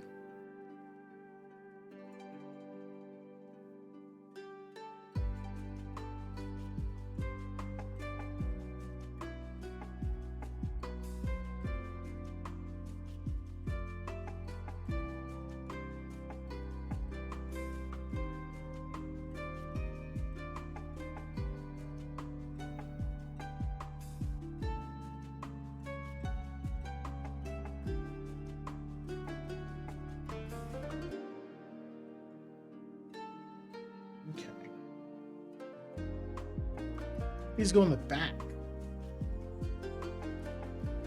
Okay.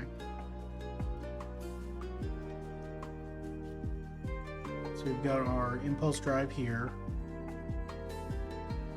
This goes here.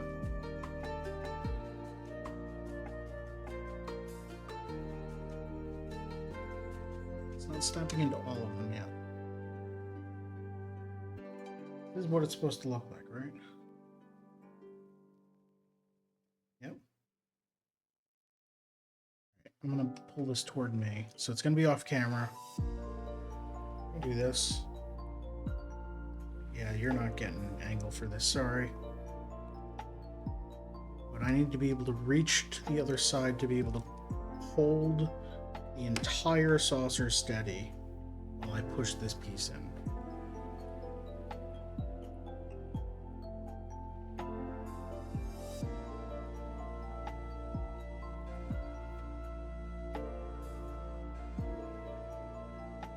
There we go. Okay. So you can see it's that piece here. a similar piece over here.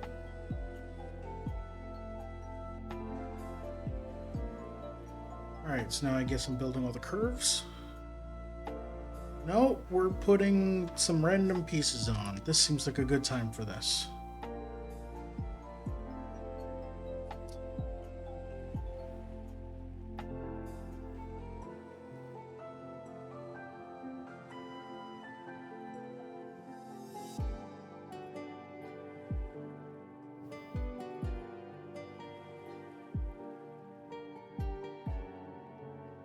So these go on the portmost and starboardmost points on deck 10. I have no idea if these are anything special. Probably not.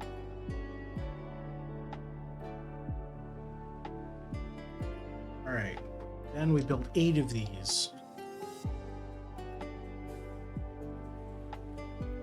So a gray one goes on the edge, and then a tan one goes second from the edge.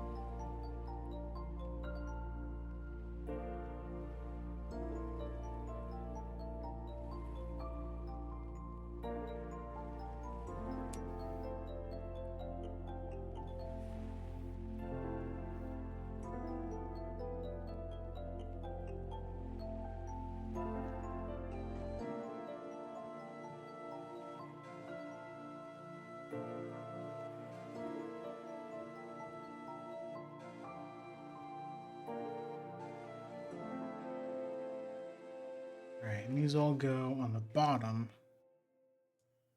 leaving the gap up there.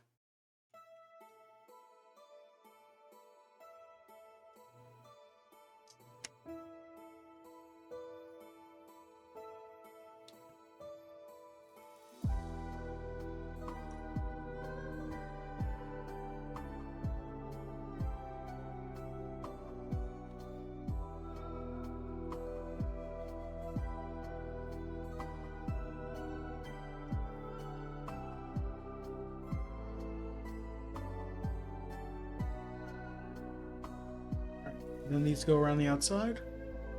Yes. On the original filming models used for seasons 1 and 2, most windows on the rim are dark because they were too difficult to light electronically. I mean, that's fair. It's not like they had LEDs or anything.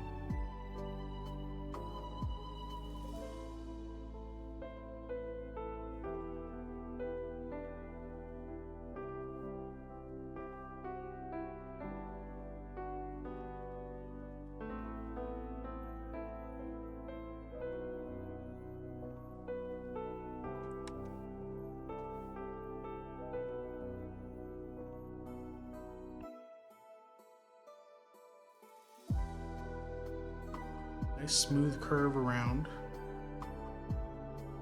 And on the other side.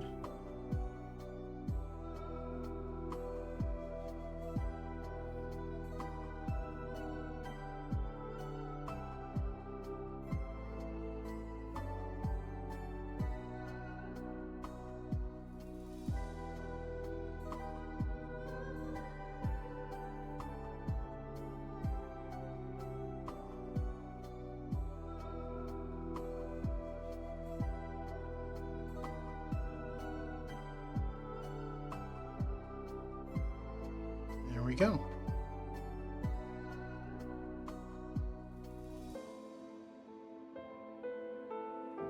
Okay, so now we get these things. So one of the tricks that they're doing to make this appear more round and less angular, as you can see, these are all straight line angles all the way around. One of the tricks they do to try and fool us is to add these sections. Doesn't seem correct.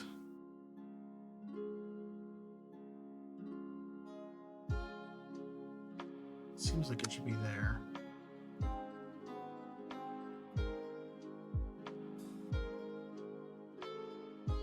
To basically add a curve that goes around the whole ship.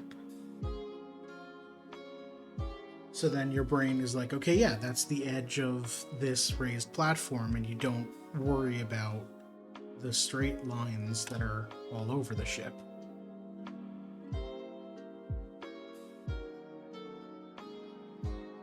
With these, I didn't miss a step, right? It's just these and then these, yeah.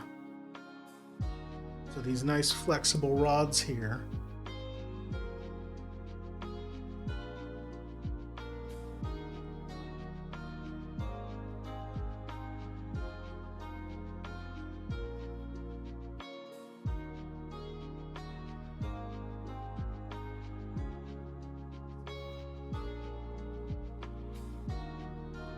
Get curved to go all the way around the ship.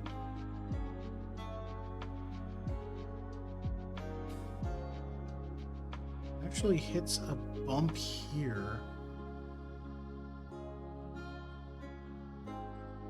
It seems like it's supposed to, so I'm gonna leave it.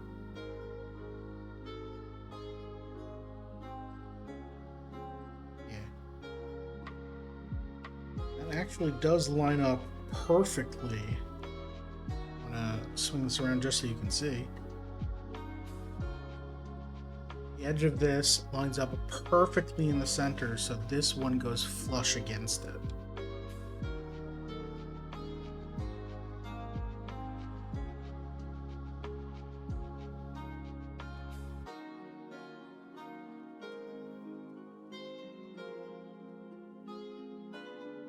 There we go. We zoomed out all the way. Yes, the ship is just this massive. Diagonal it.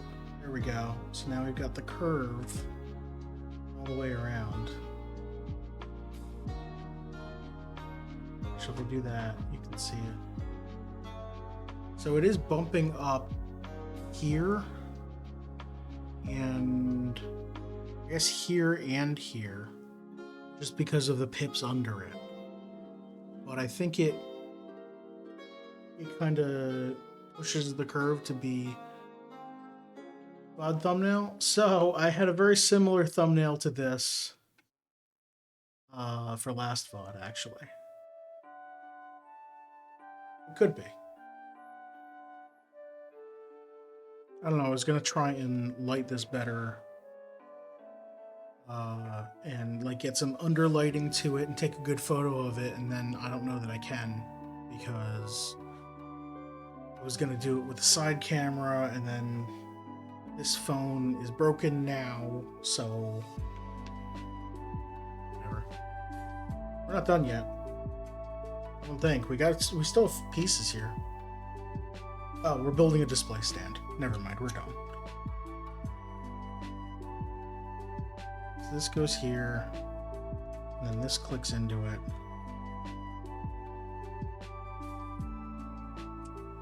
And we have this giant piece that I put face down for a reason.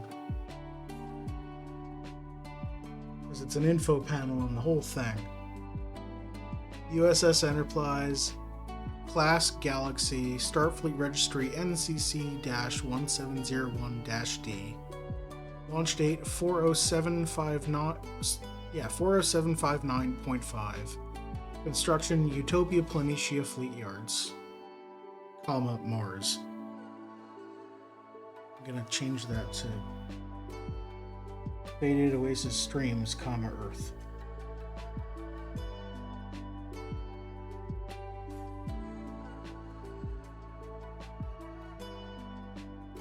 If I do this here, there we go.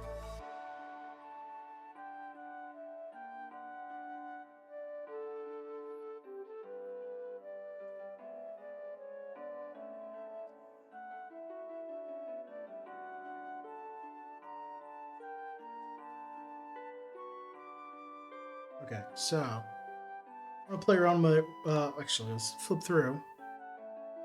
Here's how to display it.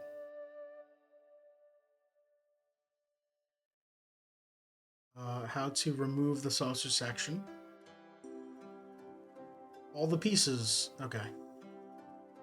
It's a lot of pieces. You could win. Alright, that's the end of the book.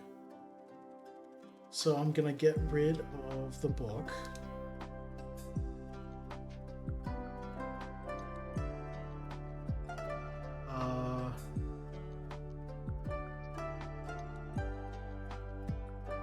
I don't know how I'm gonna do this. You know what?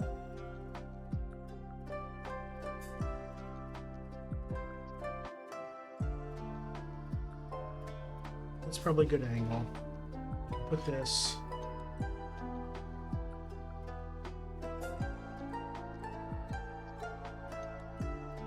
Let's back all this up.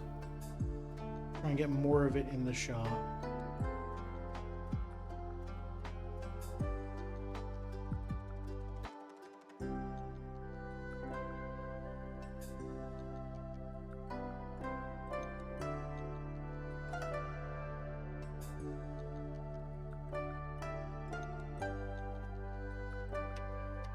I think that's her thumbnail.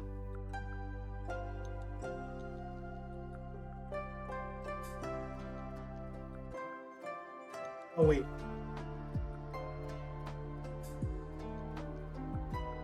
Okay, that's our thumbnail.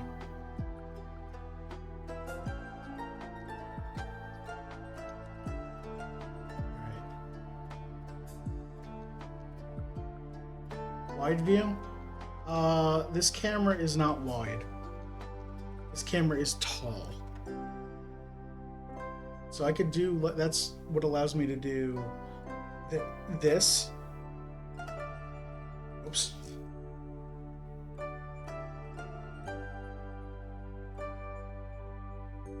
So like,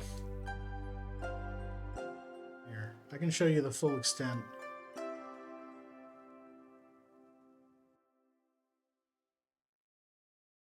That's the entirety of what the camera is seeing. So I could angle it. Actually, no, let me just do this. My stream is going to look very weird for a few minutes. Bring this all the way to the front.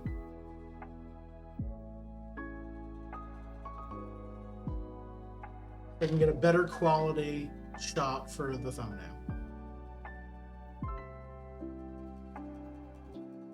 Alright, now let's undo everything we've done. There we go. I can switch back there. Yep. Alright. So this beautiful ship, this gigantic, I don't know where I'm gonna put this ship. I'm probably gonna move the Shire to another room. Move Rivendell over there and put the ship up here. And then when I get more bookshelves, I'll bring the Shire back and put them on the shelves. The Shire is like more of a flat build, so you can't really tell what's going on up there. Whereas Rivendell is tall, so it stands out, and this is definitely going to stand out up top. Although, if I switch to... This might not work. Alright, yeah, this scene, which is dark because that light is off. Actually, you know what? This might be too tall. You might only see the underside. I don't know. I'll figure it out. Let's go back here. That's going to do it for stream. Coming up next, on Wednesday, I'm continuing my Super Mario 60... Let's pop up this calendar. I'm continuing my Super Mario 64 Pacifist run, where I try and get as many stars as I can. Well, I don't know if I'm going to get as many stars as I can, but I'm going to get 70 stars and beat Bowser without injuring anybody but Bowser. I'm most of the way through, I think, but we've got 18 more stars to get, and I don't know what's going to be possible. So we'll see. Um, on Friday is more Cobalt Core. We're going to do loop number 6 with a brand new ship. So that'll be good. On Friday, that was Friday. On Sunday is more games with friends. Don't know what we're playing yet. But, close to stream. And next week,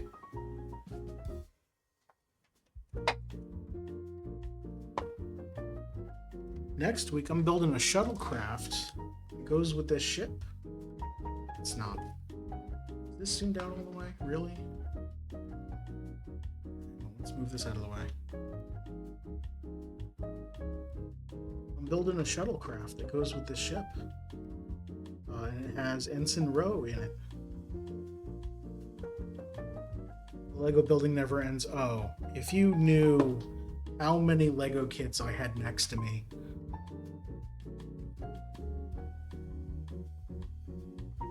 Turns out, when you only build for about 2 hours a week, even if you budget yourself, you say, okay, I'm only gonna buy this much Lego a month, a year, whatever. If you're only building 2 hours a week, that's only like 8 hours a month, and you're gonna get a backlog. I've bought some very expensive kits, the Shire, Rivendell, and now the Enterprise. They're all very expensive, but they all took months. It's very fair, yeah. And honestly, I'm kind of glad that I'm only building these for 2 hours a week. Not because I don't like building. I would love to build them for a lot longer. I would love to. That's actually Mario Kart. Or let me go back to this Mario Kart. This was an off-stream build. Hey Heller, welcome back. Yeah, this Mario was an off-stream build just because I wanted to build more. And I'm like, okay, I'm not going to be able to get to this if I'm waiting. Let's just buy a kit and build it. And I built it in one weekend. It was very fun. I like how its stand works. But yeah, if I'm building the rest of these kits 2 hours a week, they take a while. Yeah, so Heller, you missed adding all the windows around the front, some of the bottom panels, of course. We added, you can see it. This came off of this stand. So this was here. There we go. You can see on the top, there's this rod, flexible rod that goes around. It's actually 4 different rods. A short one back here, a long one that goes to the halfway point, and then 2 more. It is the phaser strip, yes, but it also helps balance out. You've got a round edge all the way around made of curved pieces. But then on the inside here, on the upper layer, it's all angled pieces. There are no curves, so building the phaser strip here actually makes it look like it's a curve, and you kind of just ignore all the little gaps along the way. It's kind of a visual thing, but also, yes, it's the phaser strip. So that's why it's a layer up. Anyway. Yeah. I like that I can then take this little shuttlecraft out, take the whole saucer section out, and then crash it into a planet, I guess. But, yeah, so I was just wrapping up. Next week, we're building the shuttlecraft that came with it.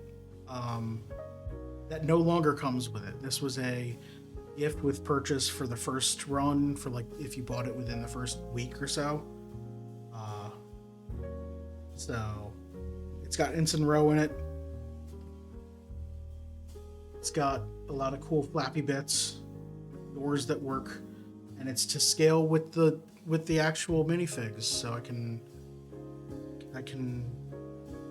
put the forge in here. Like all these.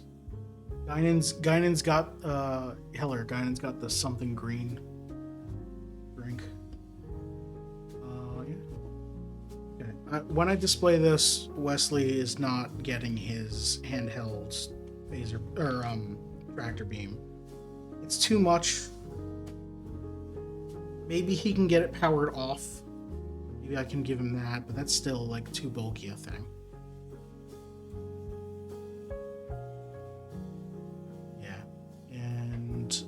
Over here is the stand that Riker's trombone is supposed to be on, but I think it's better if he's holding the trombone, especially because otherwise there's this 3-pip gap between him and Guinan for no reason.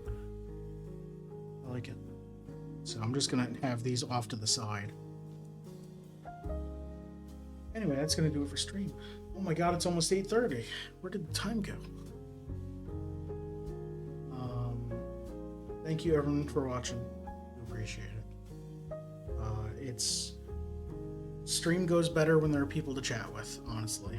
So do very much appreciate you. Yeah, that's it. See you next week or next stream.